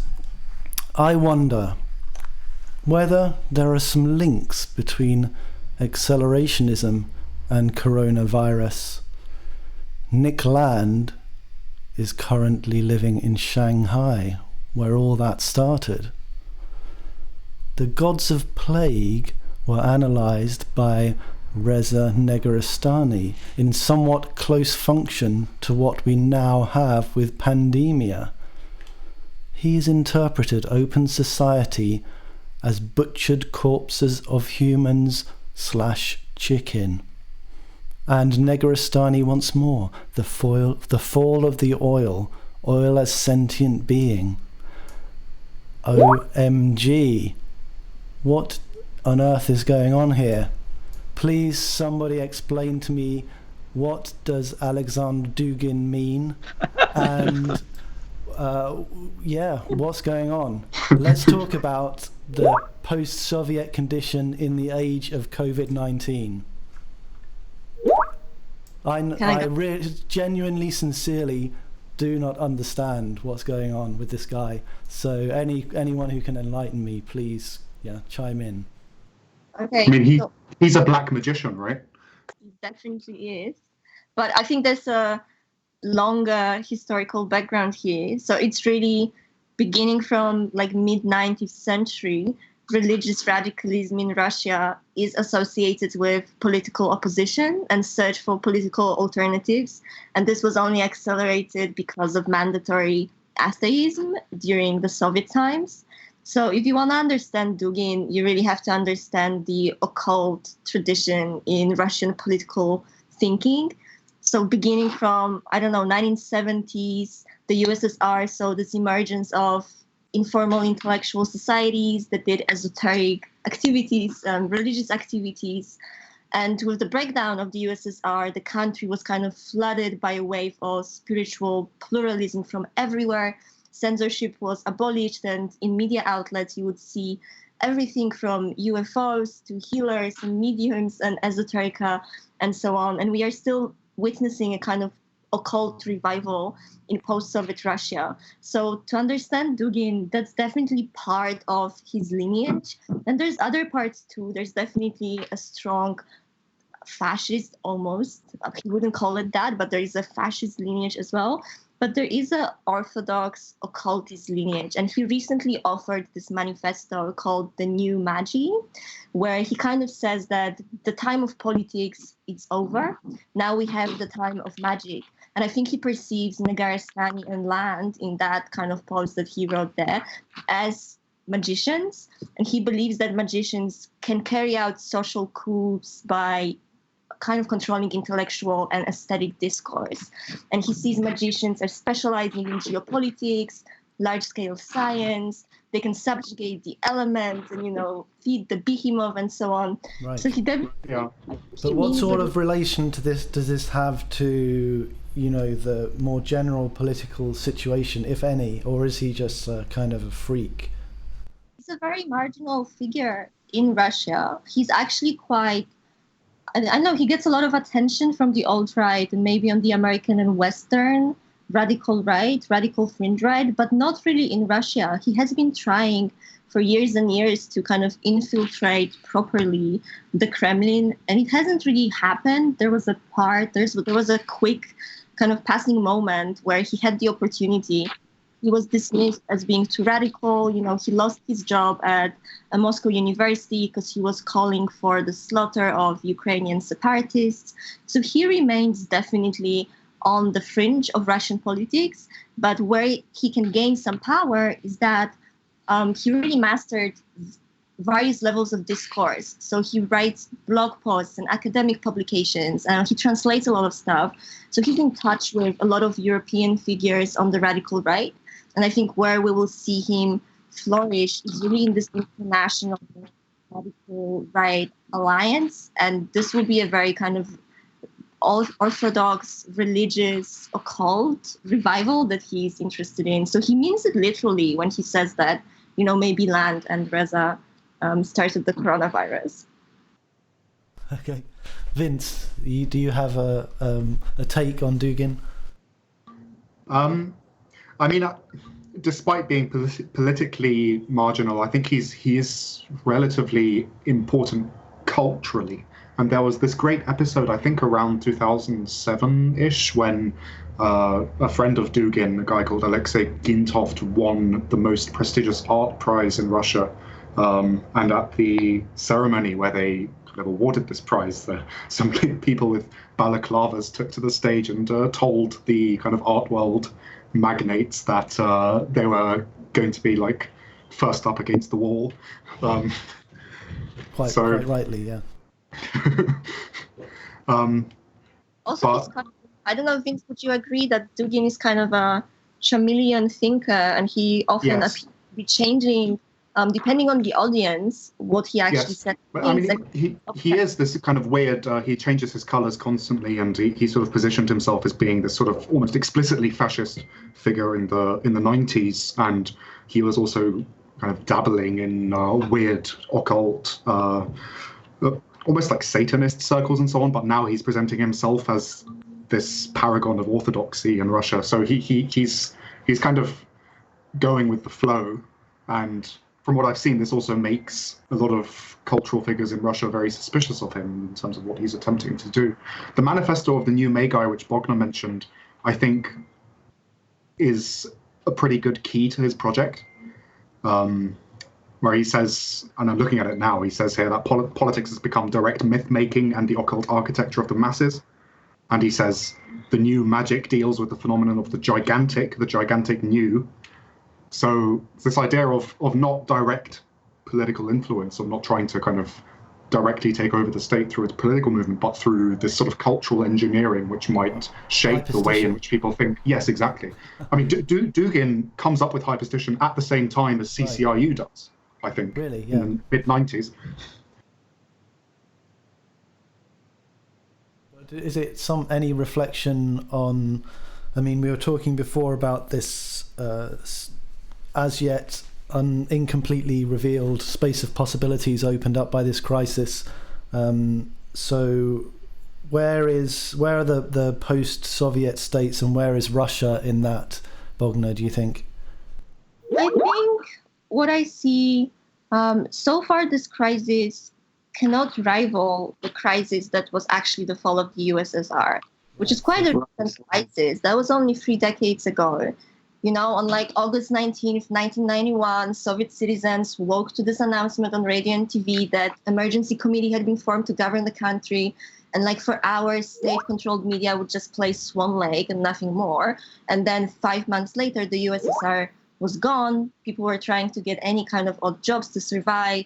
Scientists were like selling fruit on the street. That was a crisis. So I don't quite know if people are, if the government is yet as shaken as it should be, maybe by this crisis. But what I see is definitely that we might see the previous satellite states sliding towards China, actually. I saw the authorities in Serbia announce that, you know, Europe is over, you guys never helped us, China is here for us, which would be very interesting because actually so just... an alliance, yeah. Yeah, this is also happening in Hungary, because I'm Hungarian, so I follow this quite closely. And you might have seen the news about the Enabling Act, which Orban passed. Again, this is one of these occasions where, you know, the opportunity is absolutely welcomed. It's like almost a dream come true, right, for Orban? Yes. And Orban has been saying since 2010 that there needs to be a realignment towards China. He's invited Chinese investment, and now it seems like he might finally get the chance to make this kind of geopolitical move, which he's been preparing for a decade now. Poland has been trying to leave the EU and start a pan-Slavic union, which we'll see it's going to happen or not. But it would be significant because in Eastern Europe, just like, I don't know, in Hong Kong, Western political consciousness won the Cold War. So them admitting anything good about China, which is perceived as communist, would be a significant change in the discourse. Right. Well, let's hear some banging tracks from the ex-Soviet satellite states.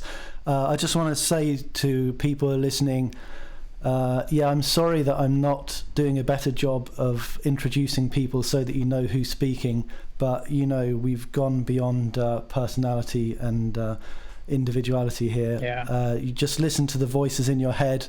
That's the best thing you can do, right? I think you're listening to Urbanomic PlaguePod, and that's just how it is.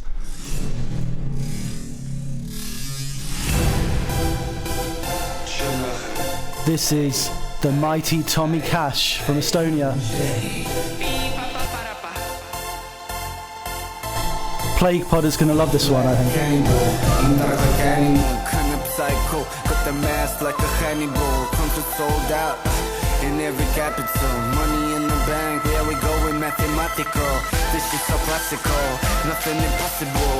Close your eyes, I'm graphical, it's magical. We don't give up F, cause we so radical.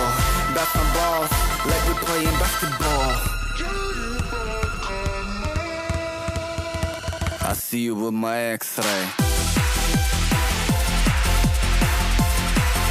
I see you with my X-ray. I see you with my X-ray. I see you with my X-ray. I see you with my X-ray. Good check with them. Good check with them. Good check with them. Good check with them. Good job with them. Good job with them. Good job with them.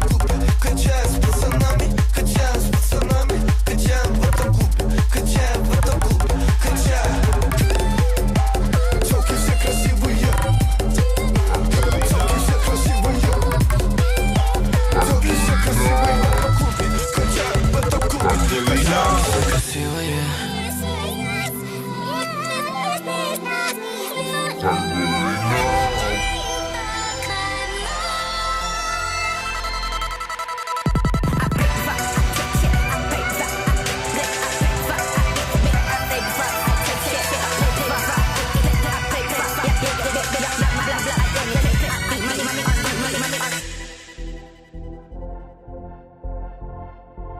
I see you with my X-ray.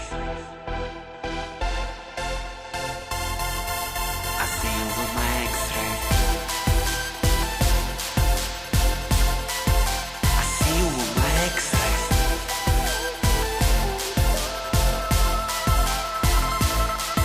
You are ugly outside, but beautiful inside. You can run, but you can never hide. I can see your heart popping, I can see through your cause I see you with my X-ray. I see you with my X-ray. I see you with my X-ray.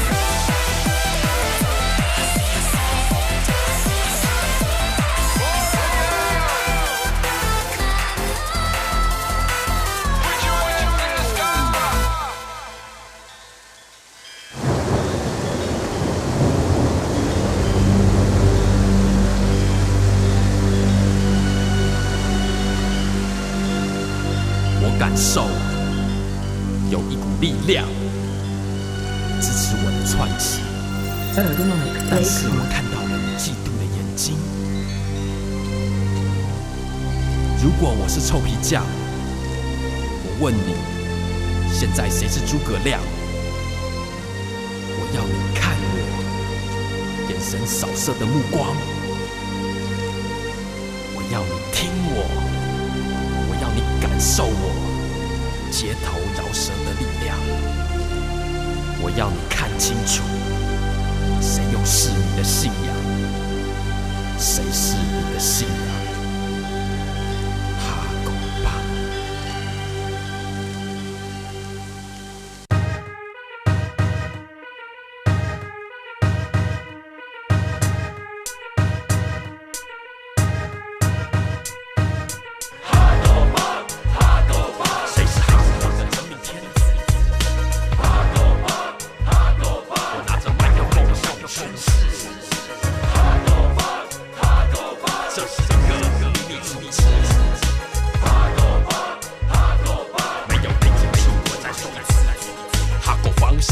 秘密组织哈狗帮的最高宗旨，就是要你嘻嘻哈哈过一辈子。暗号，请你比出中指。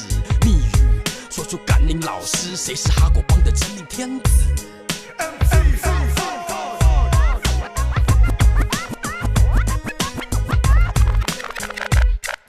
我不是宋其力，不会四处分身，只有在这里可以看到我的本尊。2001，哈狗帮正式成立，你们坚定信仰，是我麦克风的强大火力。Hip Hop 是防腐剂，哈狗帮里每个人是木乃伊。我的饶舌 SXC 让你一听上了瘾，不用假装镇定，你的耳朵告诉你 Hip Hop， 我们都在同一挂。街头传教士背 Hip Hop 是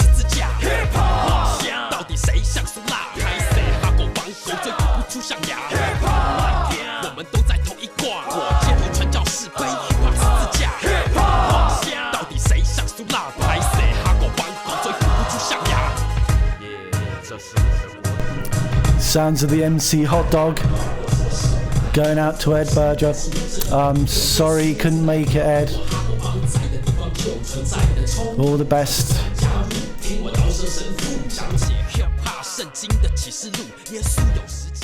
We'll get Ed back on another time.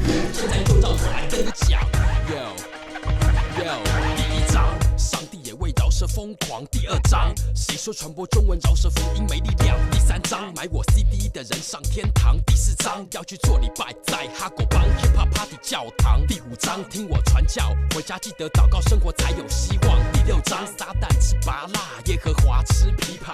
Hip Hop Don't Stop Never Give Up， 秀又乐我才能继续骂。蔡依林。第七章，我每天尬，是我的圣母玛利亚。第八章，演唱会的时候有没有来朝圣王弥撒？第九章 ，Hip Hop 信仰就是让我不一样。最后一章，第10章，嘴巴这张，跟我附送一遍哈狗帮万岁，哈利路亚！我们都在同一挂，街头传教士背 Hip Hop 十字架，到底谁像苏拉？拍谁哈狗帮狗追吐不出象牙？我们都在同一挂，街头传教士背 Hip Hop 十字架，到底谁像苏拉？拍谁哈狗帮狗追吐不出象牙？ Hip Hop 是防腐剂，哈狗帮里每个人是木乃伊。我的饶舌 SXC 让你一听上了瘾，不用假装镇定。哈狗帮的精神告诉你，身为 Hip Hop 人，死为 Hip Hop 魂。哈狗帮没有麦克风，要怎么呼吸生存？不在乎一双双对我不屑的眼神，我只在乎我的2个喇叭还不够大声。1个灯，2个灯，3个灯，这是我的表演，不用你来帮我评分。饶舌歌手 MC 考试得几分，想干掉我。等到有一天你能够上了舞台之后再说，感受到没有？哈狗帮在背后，自己可以选择做敌人或朋友，所以老夫子说，放下成见，立定成佛。我们都在同一挂，街头传教士背 Hip Hop 十字架。Sounds of the MC Hot Dog out of Taipei. I must admit, I didn't catch all of that, but kind of, I get the idea. Gonna hear another Reza remix, I think. Thanks for all these entries. That's amazing.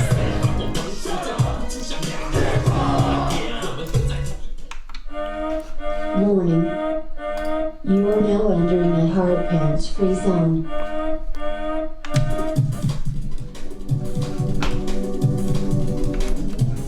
Hang on. Rewind that. Let's do it at the right speed, otherwise the competition's not fair. This is Bolo and Jungle Jams. This one is called Burn Your Hard Pants.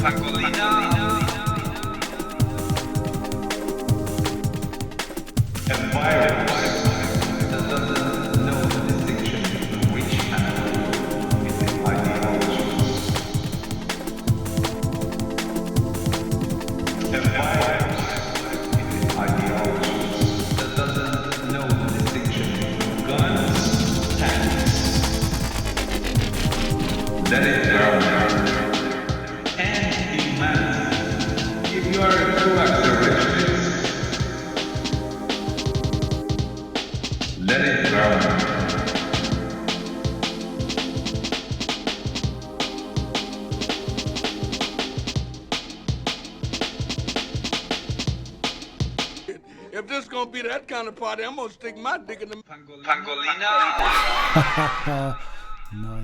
Nice ending there.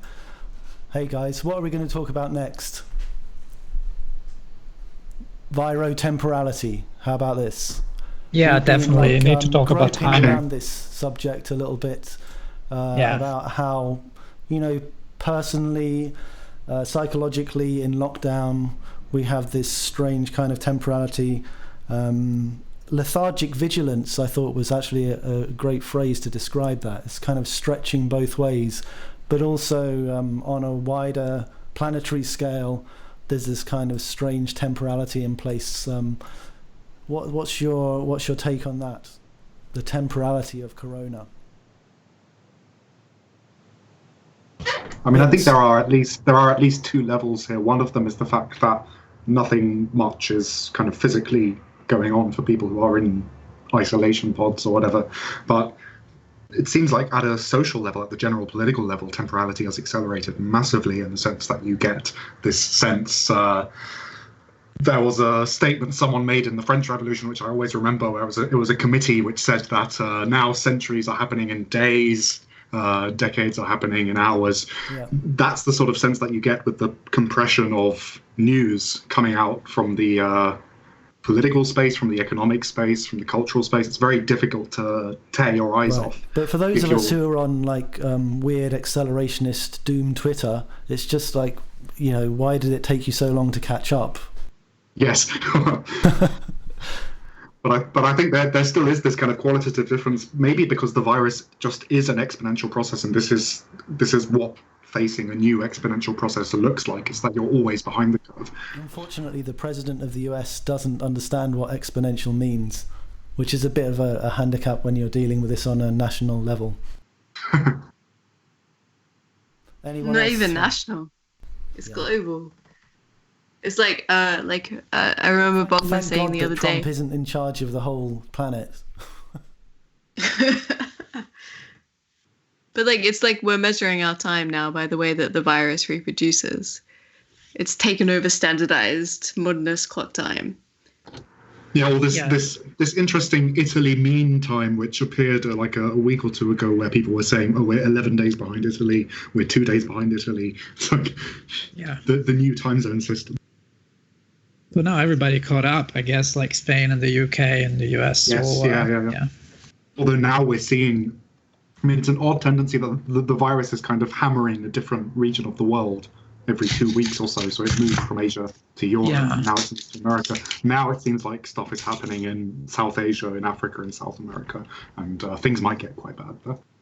Yeah, and I've seen that now it's becoming like counting in terms of week or like deaths per week. Like people are saying, oh, the next 2 weeks are going to be tough. We're going to have 100,000 people dying or stuff like that. So I guess when it catches up, then it becomes a matter of like planning for deaths per week or something like that. The focus on the reported case count and even the reported death count to some extent has kind of become an end in itself in a sort of unhelpful way. But it's almost like it's forced itself on everyone, and people are now treating the measure as the target, which is not necessarily actually helping to control the disease. Yeah. Like the UK, I think I read that the UK only has a daily testing capacity of 13,000 people. So the case count beyond a certain level is not actually going to look anything like the reality. And there's all of this kind of like numina, isn't it? All of the cases that aren't being tested, that don't appear. Yeah, and you get reports from Bergamo, the village in Italy, where the mayor said, I think, that the death rate, but the overall population death rate seemed to be about 4 or 5 times higher than it was in the last year, but most of those deaths are not being reported as coronavirus deaths. Yeah, it was like 4 times like 800 people. Instead of 200 or something like that. But yeah, only a few of them, like only part of them were accounted as actually coronavirus. Yeah, it's like we're entering this new regime of visibility that like was completely against what was kind of exciting about the internet maybe 5 years ago. The fact that we'd come out of this strange moment of like 2000s visibility on the internet, and now we're heading back into this strange world of like virtual televisibility, where we're all communicating with each other through sight. There's also an interesting point about the way in which information has been disseminated, because the weird corners of the internet have been far ahead of the curve on this one. The mainstream media have really dropped the ball. International organizations have really dropped the ball. And yet websites like Twitter are saying that we need to follow official information, that it's dangerous if you follow unofficial information. But if we had followed official information, then we would be in an even worse state now. Yeah. Well, there wasn't any information for quite a while here. It's something like internet singularity, especially seeing it first in China and then seeing it on Western social media with a lag.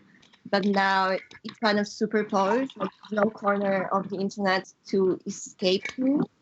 There's the coronavirus everywhere. So this whole idea of the internet will create those parallel world universes. No, it's like all one coronavirus multiverse everywhere on the internet.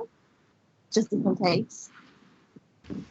Yeah, and I think it's this. I think this is interesting because it's what I mean. Probably Amy and Dino and Vince also have a lot to say about this, but it's really interesting that we thought internet was going to be like the great equalizer and synchronizing everyone on the globe, but actually what's been going on has revealed how time is perceived to make things exist in different ways in different places. So when this was happening in China, a lot of people just maybe read a little bit about it or were mad about the Chinese government handling it too dystopianly or too authoritarianly, but they didn't really think it would happen to them, or they didn't really think it would catch up with their own time bubble, or like we're in the Western present.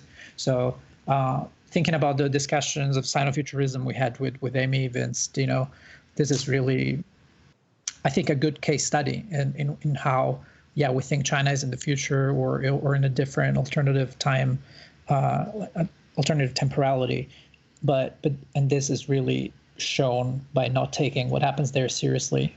It's interesting that there are these kind of simultaneous tendencies towards disintegration and integration happening at the same time as the disintegration, as governments kind of fail and decision making gets taken over at the local level, but then integration because the problem can only really be dealt with at the level of the entire human species, or like Bogna was saying, the fact that the internet has kind of become weirdly united in this respect. And it's a shame Ed can't be on now, because I was talking with Ed yesterday about this this idea of the smooth space in Deleuze and Guattari, and the way in which coronavirus seems to have created a smooth space almost. But it's interesting that people miss one of the key facts about the smooth space. The way in which Deleuze and Guattari talk about it is that it is the foundation of empire, in a way. This is the way in which an imperial administration gets set up, is through the establishment of an ecumenical smooth space. It's interesting that at the same time that all of this has been going on, a few days ago, the Financial Times reported that China has proposed a new model for the internet. And so that the new model, it's not necessarily coincidental that new model emerges at the same time that we have this going on. No, I think definitely not. I mean, they've been banging about this for a long time, like trying to supersede IPv6 or IPv4, and then proposing IPv6, and then trying to like go beyond TCP/IP and doing something different that's more manageable.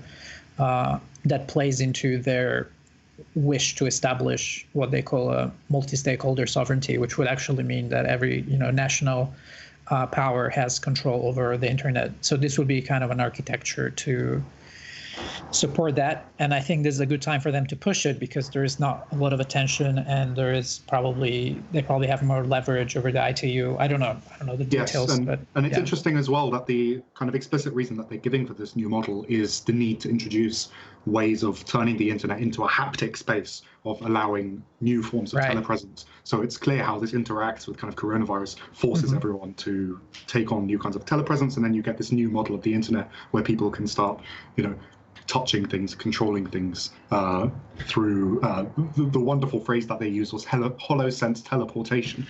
Yeah.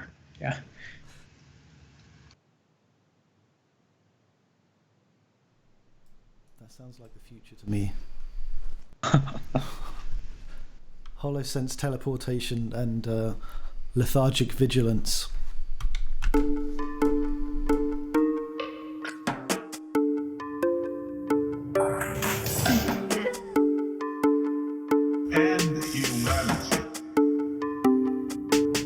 Another Reza remix. This one's from Lycan, and it's called Pangolina.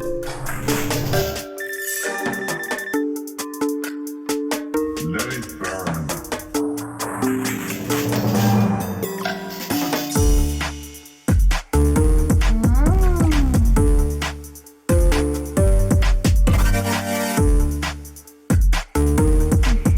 Hold on, I've done it again. Hold on.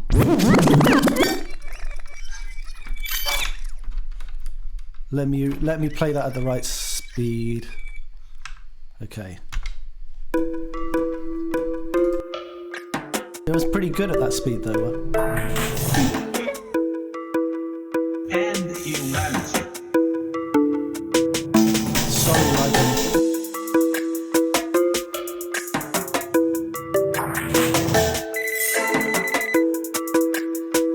Let it burn.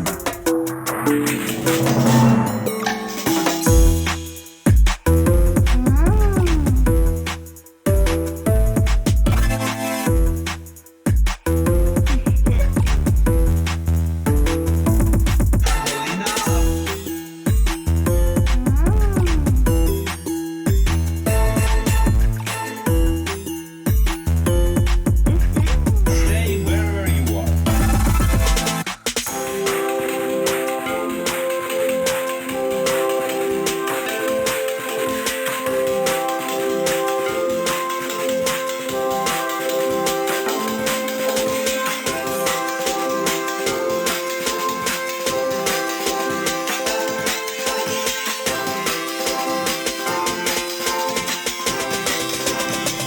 Let it burn.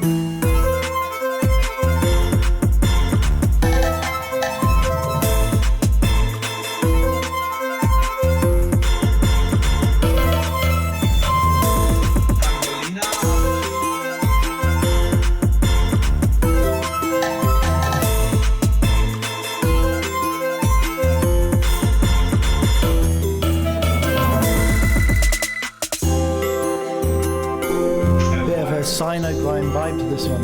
That doesn't know the distinction. These entries are astonishingly high quality, given that there's only one day to do it in.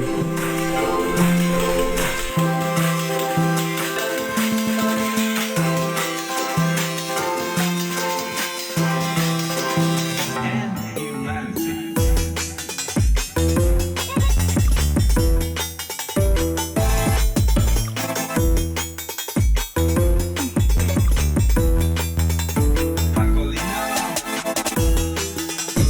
But of course, it's not my choice. The final judgment is down to the Carnap man himself.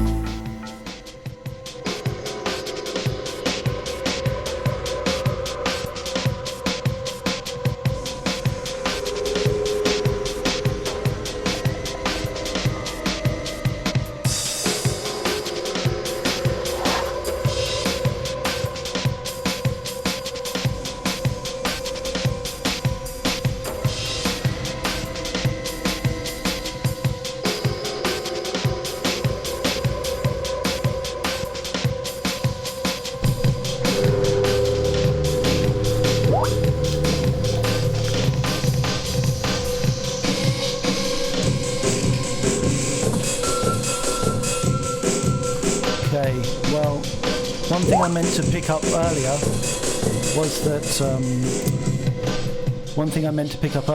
that Laura was asking on the comments about lockdown quarantine dreams. Has anyone had any very strange dreams when isolated?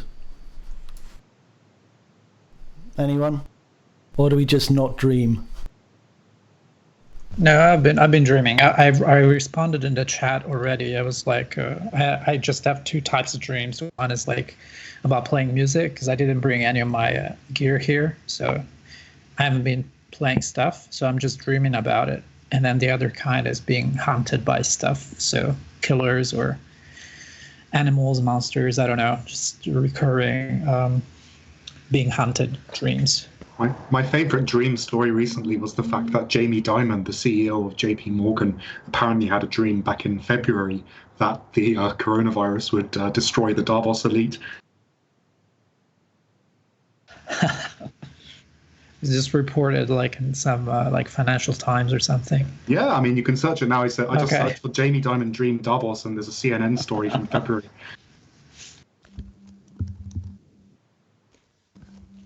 Can I introduce Cocky Duty from Yeah, of Twitter, course.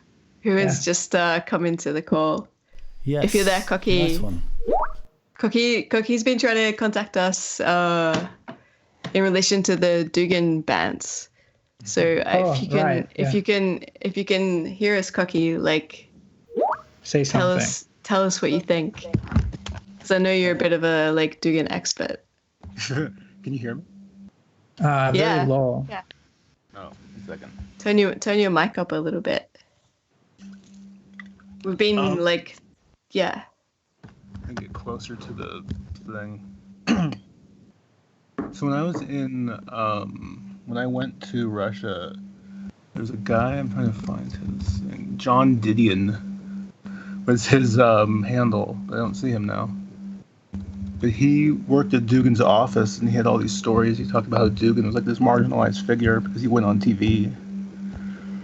Oh, I'm sorry. He went on TV high on mushrooms and talked about like giant cats invading, and it was this whole spectacle. And so Dugin has been like nothing politically at all. Oh, am I still there?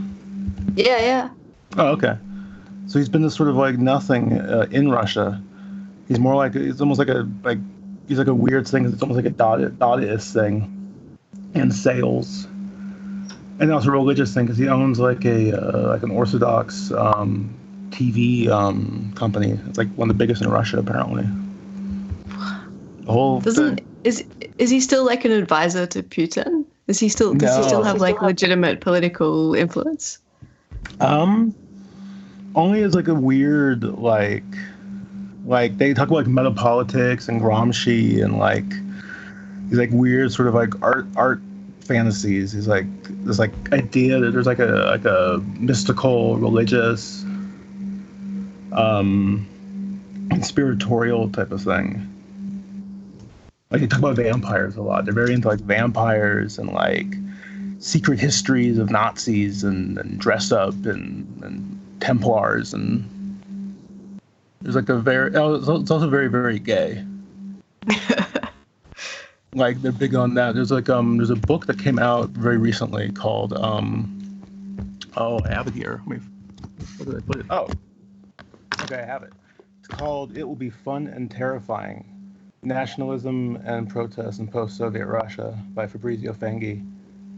And it basically talks about Dugin in the context of like avant-garde art. But avant-garde art in Russia is like art and politics and magic and sales and like representation. It's just one thing. It's basically how do you sell there's a formula. Okay, so there's a guy called Pelavin. I don't know how to pronounce Russian names, unfortunately. But he has a book called Empire V, which is incredibly entertaining. And he has this whole like formula of the secret like society of rich vampires, which he calls like depraved metrosexuals. And he said like a metrosexual, he says like the ultimate form of like cosmopolitan city life. Because he said, are they gay? But they don't even need sex. That's like how truly like beyond, that's how rich they are. They've gone beyond like earthly categories. Which is the vampire thing again. But like there's this thing where it's like glamour and discourse and it's supposed to be a dialectic, and it's Plato and Groys talks about like the exact same thing, but it just seems to be sales. It all just seems to go to like how do you sell what's already there? How do you how do you con people into accepting like so he's basically a marketing guy? Yeah. For the Hyperborean future. Yeah, like it's already here. Like the stagnation, it already happened. It failed already. And how do you get people to like sort of accept like, okay, you're still gonna be a peasant. You're still gonna be this guy. And so what do you think about his like eschatological predictions for the like the East and the West, or Atlanta and Hyperborea? God, I don't know. I've got the strangest people like in my DMs recently. He's a very nice person. I don't think I actually know her name, but she's talking about like Atlantis is in Crimea. It's in there was it's a Scythian. I have a list, but I can't do the name.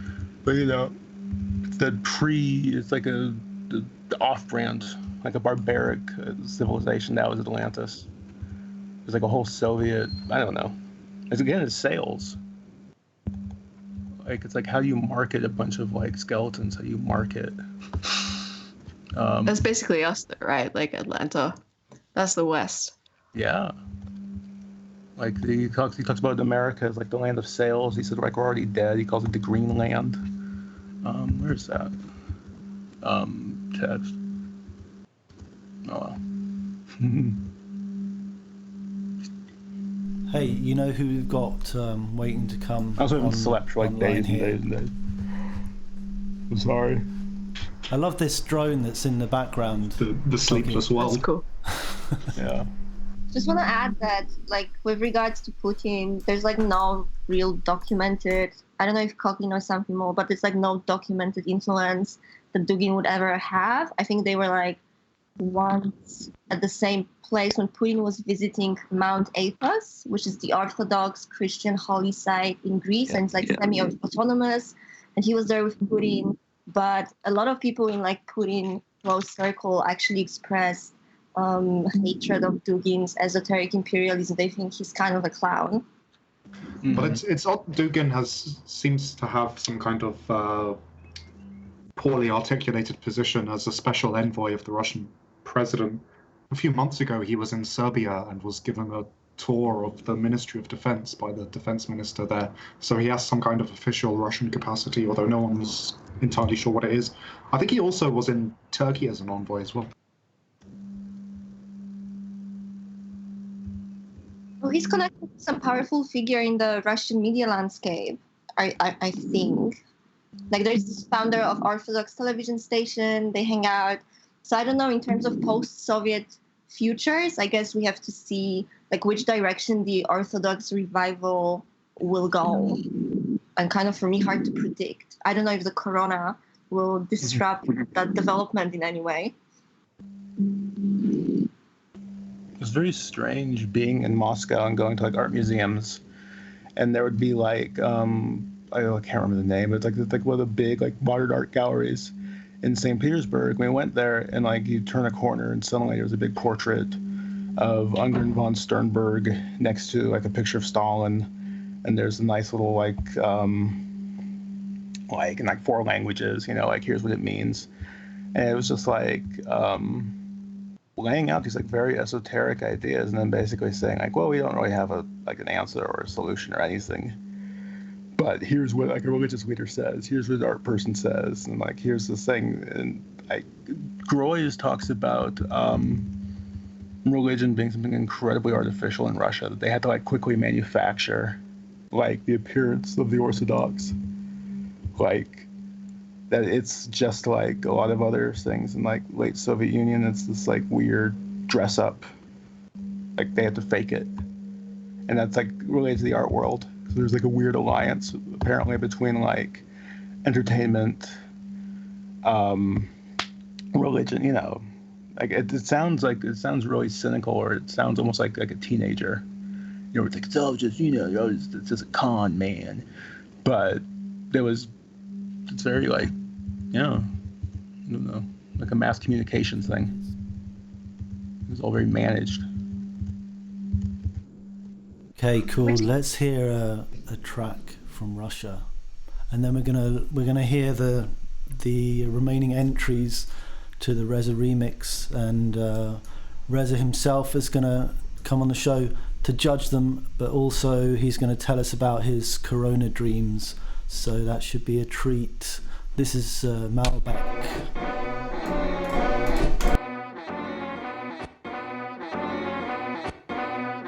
Этот стильный бит, он играет тут и там, тут и там, тут и там, тут и там, там, там, там. Так много людей их различают по цветам, по цветам, по цветам, по цветам, тут и там. Ты шагаешь снова по чужим новым следам. Сонное течение так присуще городам. Радуюсь всем телом этим звуком по вискам. Новизна нам. Синие сирены часто водят к небесам. Мне так интересно, говорю твоим глазам. В этом мире тесно, ты об этом знаешь сам. Но чудесам, место есть чудесам. Будем монотонными, поймаем эти волны мы. Ведь мы слишком наполнены и влюблены. Мы спрячемся под кронами, это лишь условный мир. И слова бутонами стали монохромными. Этот стильный бит, он играет тут и там, тут и там, тут и там, тут и там, там. Так много людей, их различают по цветам, по цветам, по цветам, по цветам, тут и там. Ты шагаешь снова по чужим новым следам. Сонное течение так присуще городам. Радуюсь всем телом этим звуком по вискам. Новизна нам. Синие сирены часто водят к небесам. Мне так интересно, говорю твоим глазам. В этом мире тесно, ты об этом знаешь сам. Но чудесам, место есть чудесам. Не преодолеть мое к тебе влечение. Мы будем лететь, нам не важно течение. Так будет и впредь, мы с тобой сплетение. Будем проверять, это исключение. Открываю веки штор, наблюдаю новый шторм. Открываю веки штор, наблюдаю новый шторм.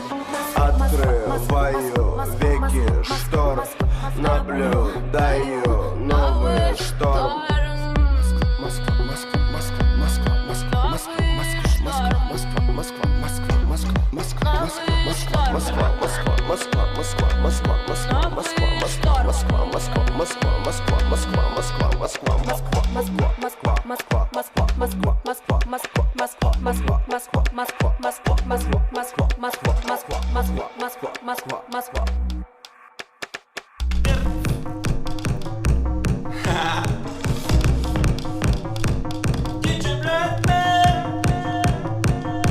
DJ Blackman.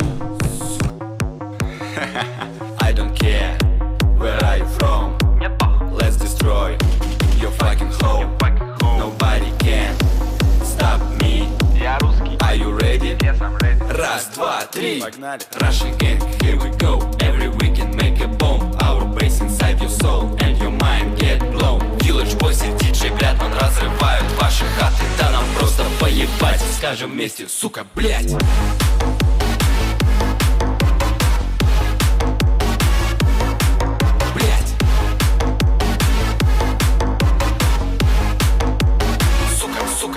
Блять.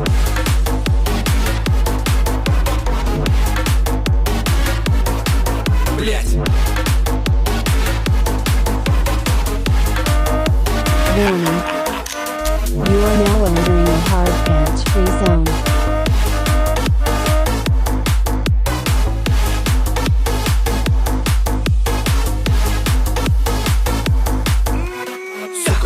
Сука, блять. Буду вечно повторять. Оп, давай опять. Сука, блять. Буду вечно повторять. Сука, блять. Оп, давай опять. Сука, блять. Yeah, I like it. Wow. Нормально. I know what you want. Your mama asked what's going on. Close your eyes and follow me. We'll be surprised. 1, 2, 3. I play hard and you'll not freeze. From my heart I'll give you peace. Russian gang, here we go. Every weekend make a bomb. Our bass inside your soul and your mind get blown. Village boys и DJ Blackman разрывают ваши хаты. Да нам просто поебать. Скажем вместе, сука, блять. It's the Urbanomic PlaguePod Live, day 13. Wash your hands, stay at home. This is DJ Blackman and the Russian Village Boys. Блять.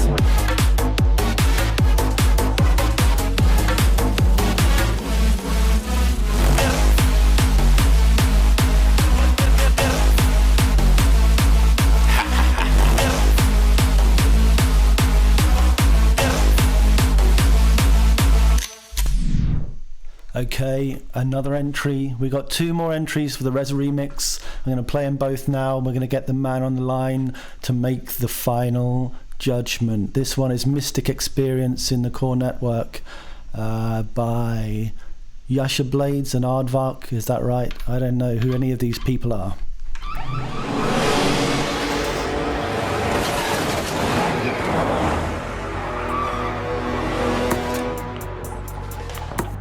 Get us out of here, Link. That won't be easy, sir. I know. We're inside the core network. Yes, sir. The only exit I got near you is the Winslow overpass. Off the freeway. Yes, sir. Fine. We'll make it. Sir, I think I should... Oh, shit, look out behind me.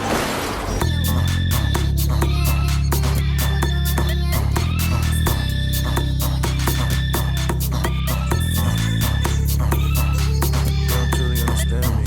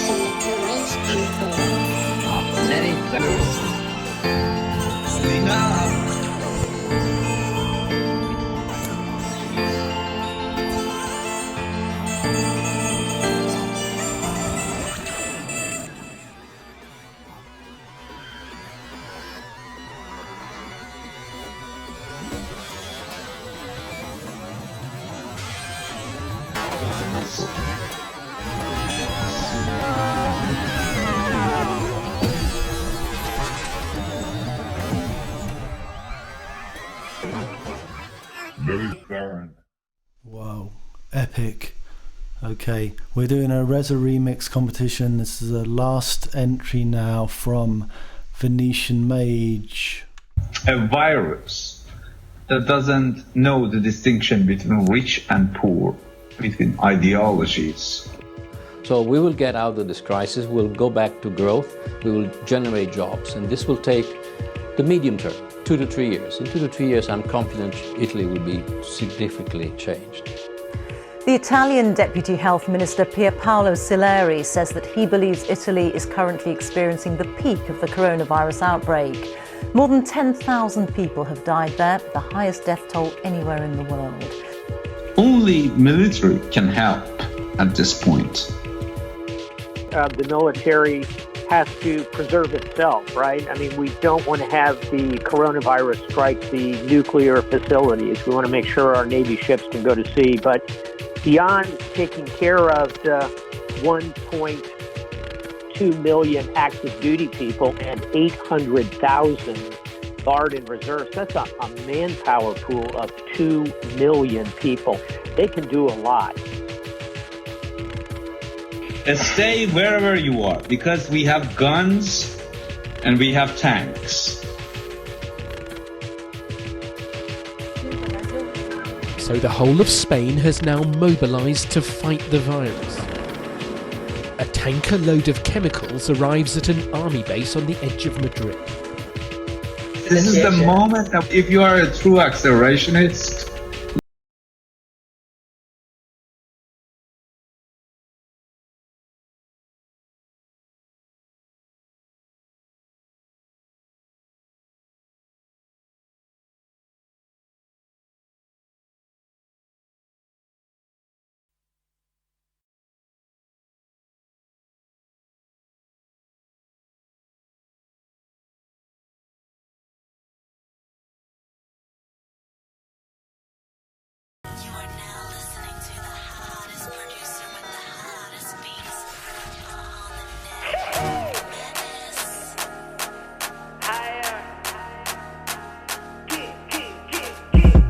东，怕你 China， 利用目的是为了看 Panda。Welcome to China， 只有睁大的眼睛能观察。春熙路 Panda， 他就趴在了楼顶上玩耍。成都 Panda， 还有太强了我的天呀！家里面发生了大火灾，爆炸是最终结果。你们也不用再调查了，综合来肯定是我。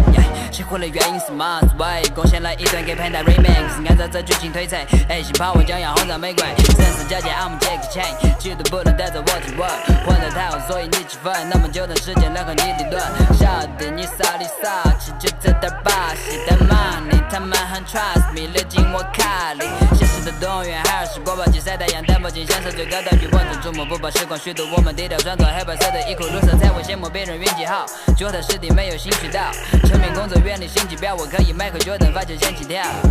It be so easy, easy mouse keep it dirty. You better know that shit, motherfucker. Hair brothers do this shit. 到学院在各地开战，让战路上都给我记。Back to back， 3年去3个城市 ，Baby tell me how you feel。Pussy rapper like do the shit， 我们光芒亮就往上黑。这武汉、成都、西安、上海、昆明、重庆等次日凌晨起飞。DJ KO Duff you， 运送到了四川动物园。DJ KO Duff you， 嘴里嚼着猪也面临灭绝。DJ KO Duff you， 四面八方游客站在面前。DJ KO Duff you， 北极熊记录图黑了眼圈。我理解你发春的像个 baby girl， 听得味儿哇塞。踢大熊猫下大腿 ，good music， 替我指定味儿哇塞。按照葫芦画标继续吧 ，pussy boy，I don't play ya，I don't play ya。想让你看得起你不足又贿赂我 ，baby girl，I don't play ya。Love my Joe rap star， 有时间和心你给自己花，所以把自己当作国宝，化身为 Panda，still don't give a fuck。阿迪达斯怕我当了个 Xbox， 加入了铁拳。如果你买了门票，就让国宝完好无损浮现在你眼前。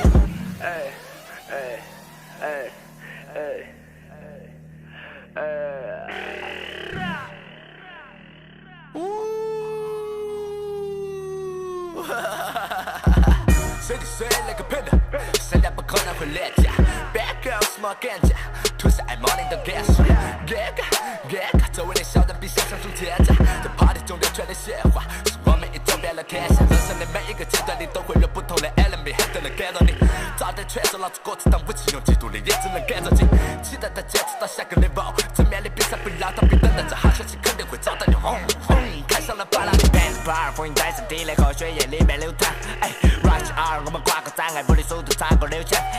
每个道路像贝克巴尔，马拉多纳统治球场。海尔兄弟在一个又一个的村庄盖起楼房。Panda 不会功夫，每一的内容不再重复，为每人让个做个手术，向国际化的地区偷渡。I got it， 大熊猫一般的懒惰，动起来也能像功夫摆转过。往行里身材很斑驳，爱了没表现很软弱。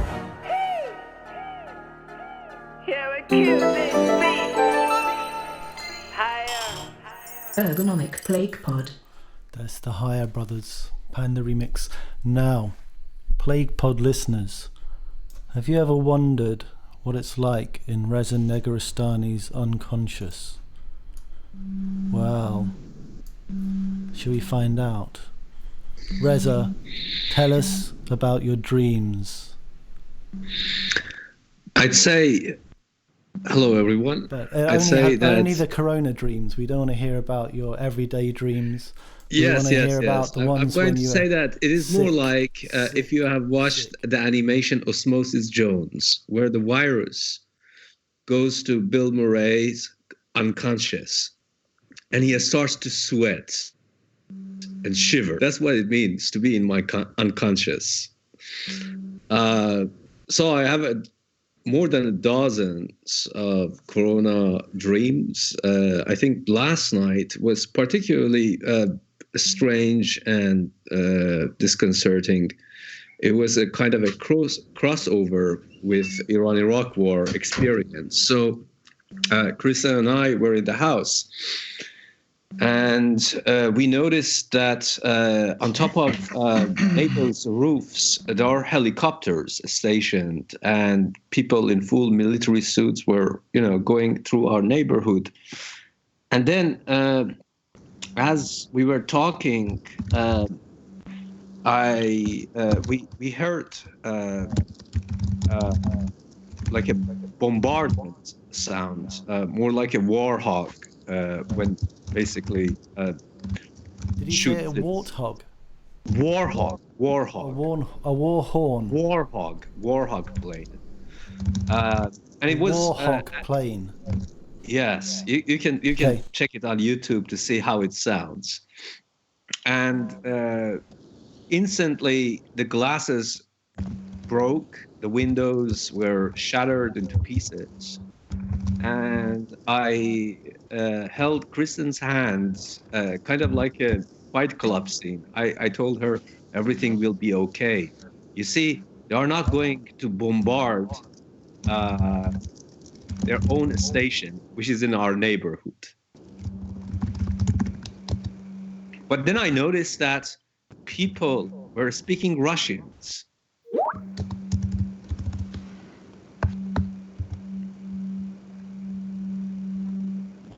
Go on. So that was it. That's when I woke up. Okay. Oh right, okay. It was essentially they were bombing infected areas. Yeah. And it was, so do you think this was something to do with you're being accused by Dugin of being behind the coronavirus? Most probably. I mean, because it's a serious allegation. Yes, but that's unfortunately or fortunately, I am not alone in this allegation. I think that Nick actually created coronavirus. It's confirmed scientifically. Right. And you just helped. Yes. You haven't had any direct dealings with Dugin yourself, have you? We should set up a debate, or debate's probably the wrong word. Yes, debate is definitely a wrong word. Actually, I have been. I don't know. I have got quite a lot of personal messages from him, but I have never actually replied to him because, you see, I live in America. That's actually considered to be a crime. But I have talked to his daughter briefly, and I would say that she's better than Dugin.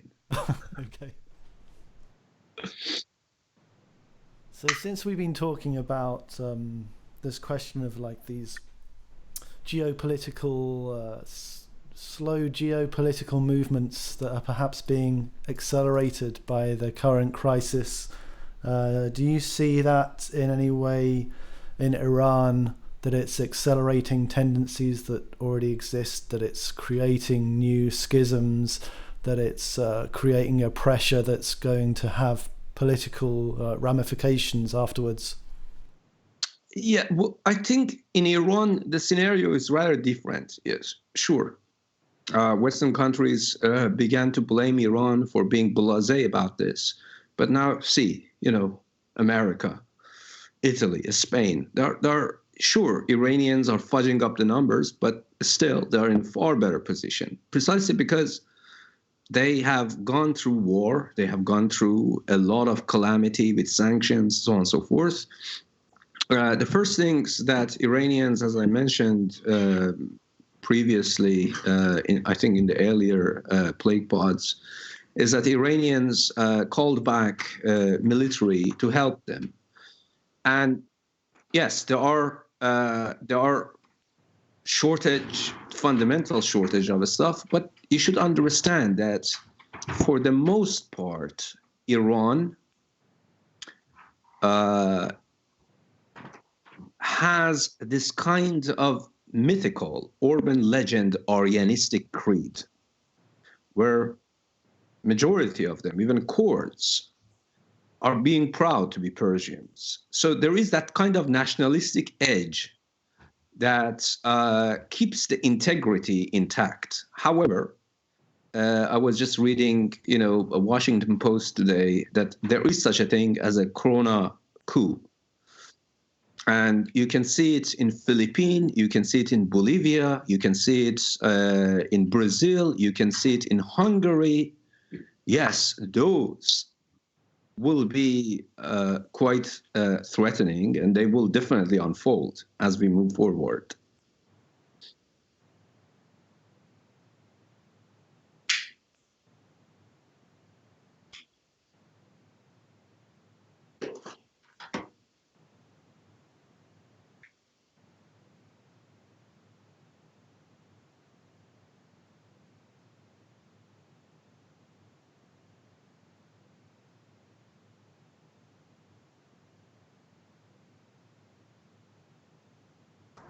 I only heard some erratic breathing.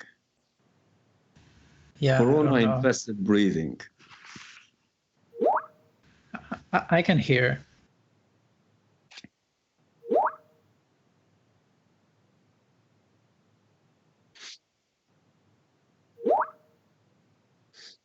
Hopefully for not so longer.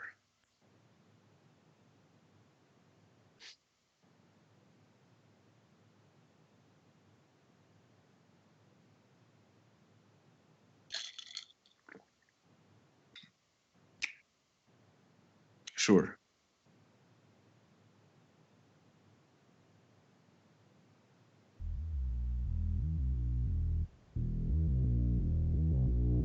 Я заливаю глаза керосином, пусть все горит, пусть все горит.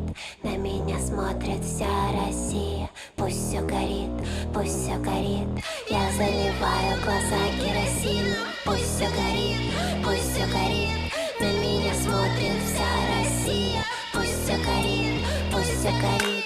Я теперь готова ко всему на свете. Я отсидела свой срок в интернете. Выхожу на улицу гладить кота, а его переезжает тачка мента.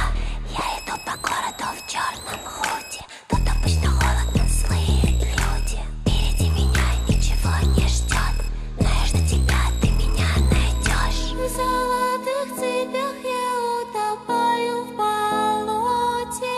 Кровь моя чище чистых наркотиков. Вместе с другими тебя скрутят на площади, а я скручу свои новые жилплощади.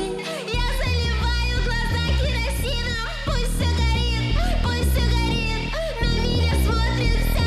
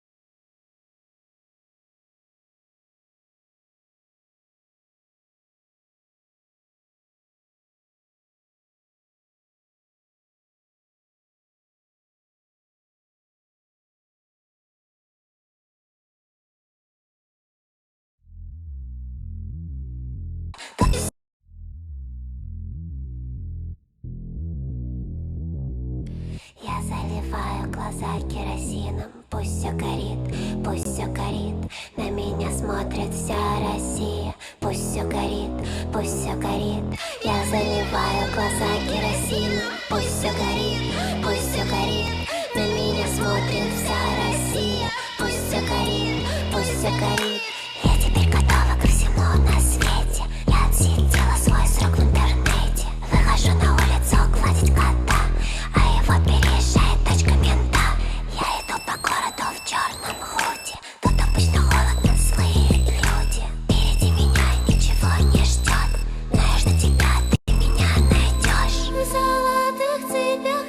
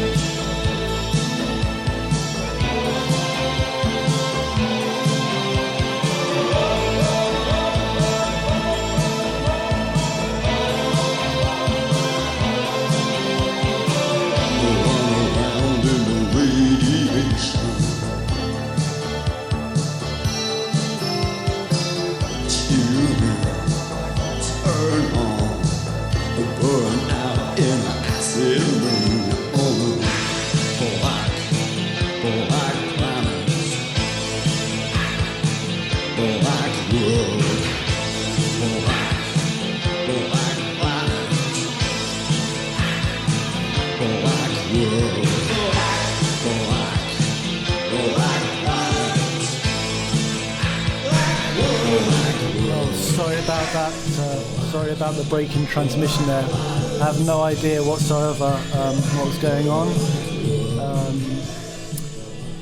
As you know, I'm a total amateur at pretty much everything I do, but especially this. I'm trying to work out how to do it as I go along.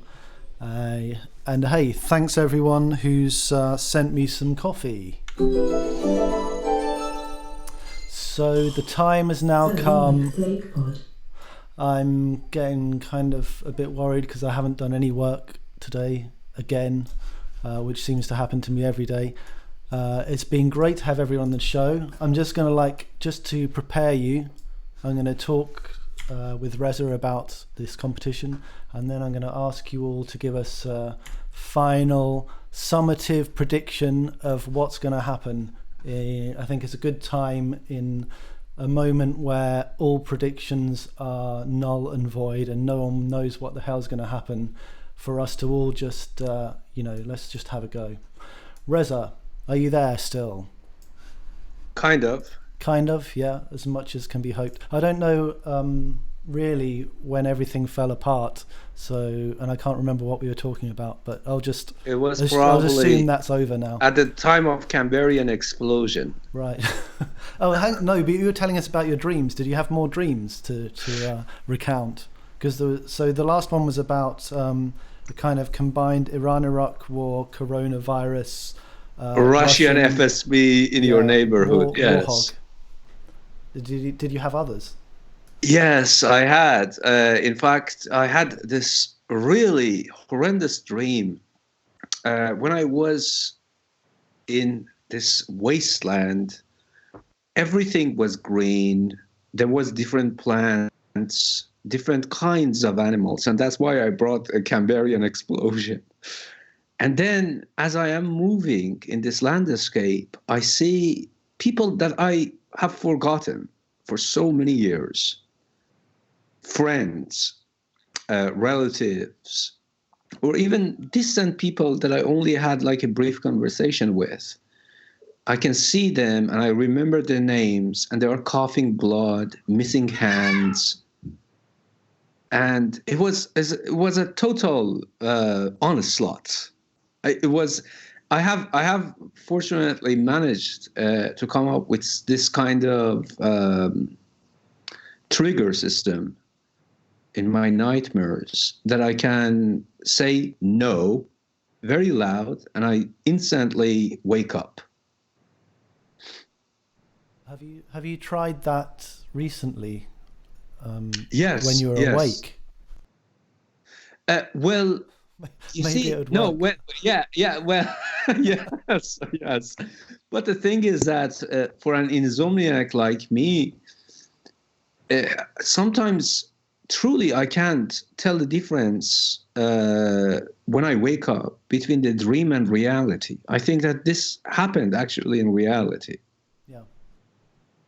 It's like when I watched what's that movie from 2001, Contagion, and I was like inside the film, and for about an hour I thought coronavirus was a fiction, and then when the credits rolled I was like, oh fuck no, it's real.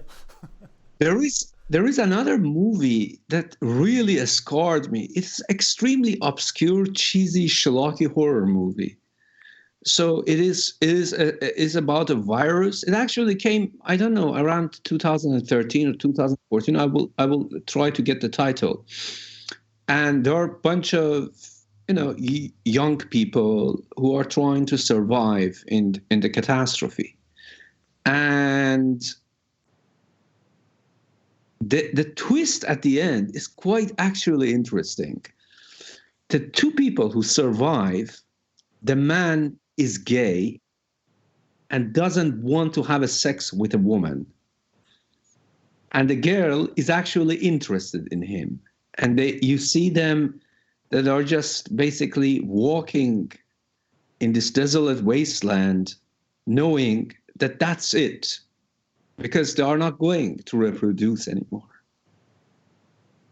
That's double bleak. Yes. Well, maybe soon we'll be able to neurally record dreams, and then you're going to make a fortune out of the horror. Well, I think that we are going to make fortune out of turning Plague into DJ'd tracks. Yeah, well, hopefully that would be good. Hey, you know what? I forgot to mention the bit of good news that I read today, which was that because everyone's on lockdown and like no one's driving around, the geoscientists are having a field day, because all of the noise that prevented them from being able to do like seismic surveys has all gone down to a far lower level. So we might find out something about the planet during this time, which would be kind of cool. It's like a reverse geotrauma. Exactly, yeah. Okay. You will start to hear the murmurs of telluric insurgency. Exactly, yeah. We'll start to hear Cathel awakening. Yes.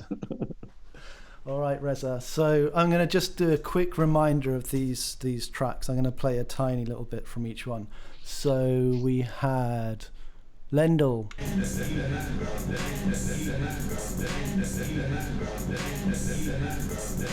And we had, who's this? Private Service. Hang on. Kind of an ominous vibe.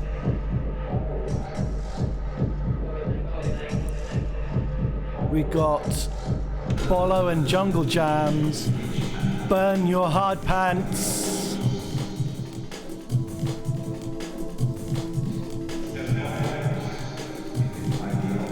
We got Lycan with Pangolina.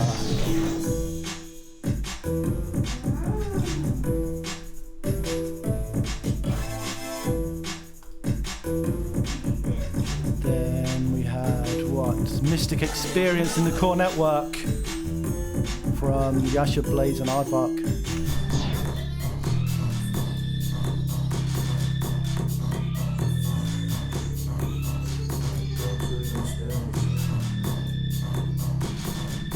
And we had the, I think, untitled track. Oh no, it's called Reza Rez from Venetian Mage. Which I think was, this last section at least, was definitely deserved the rewind. This is the moment of, if you are a true accelerationist, let it. And we had Subpar Numina with Fanged Coronumina.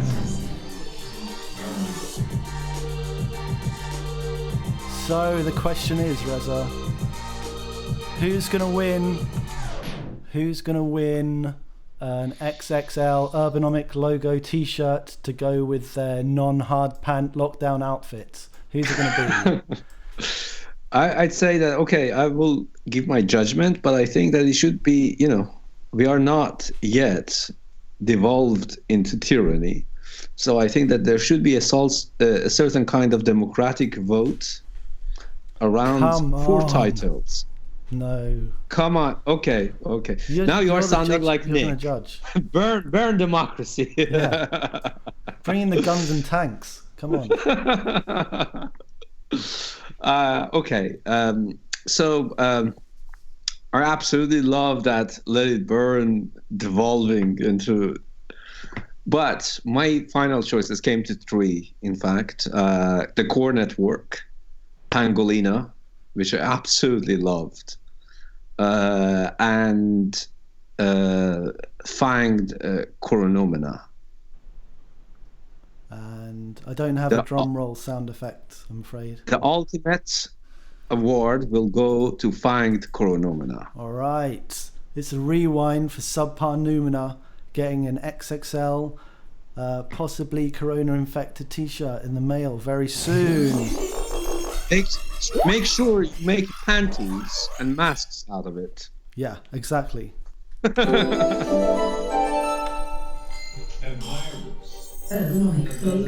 Know the distinction between rich and poor, between ideologies. If you are a true accelerationist, let it burn. Burn. Burn. Burn.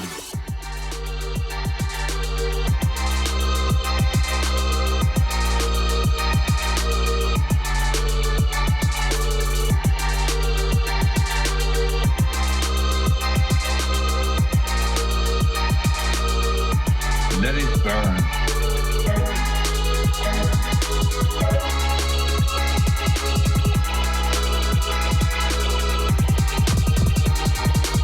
Stay wherever you are, because we have guns and we have tanks. Only military can help at this point. Fuck that.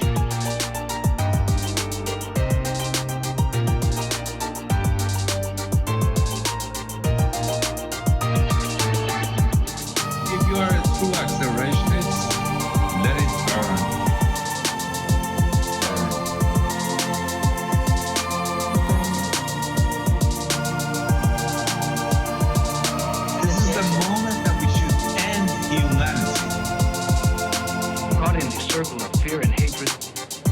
smile and see my only way out.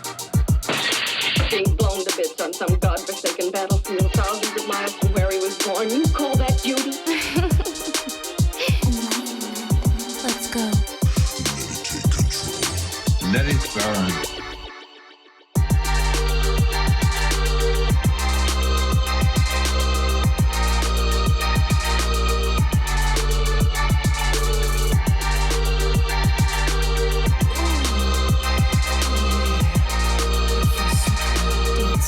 Let it burn.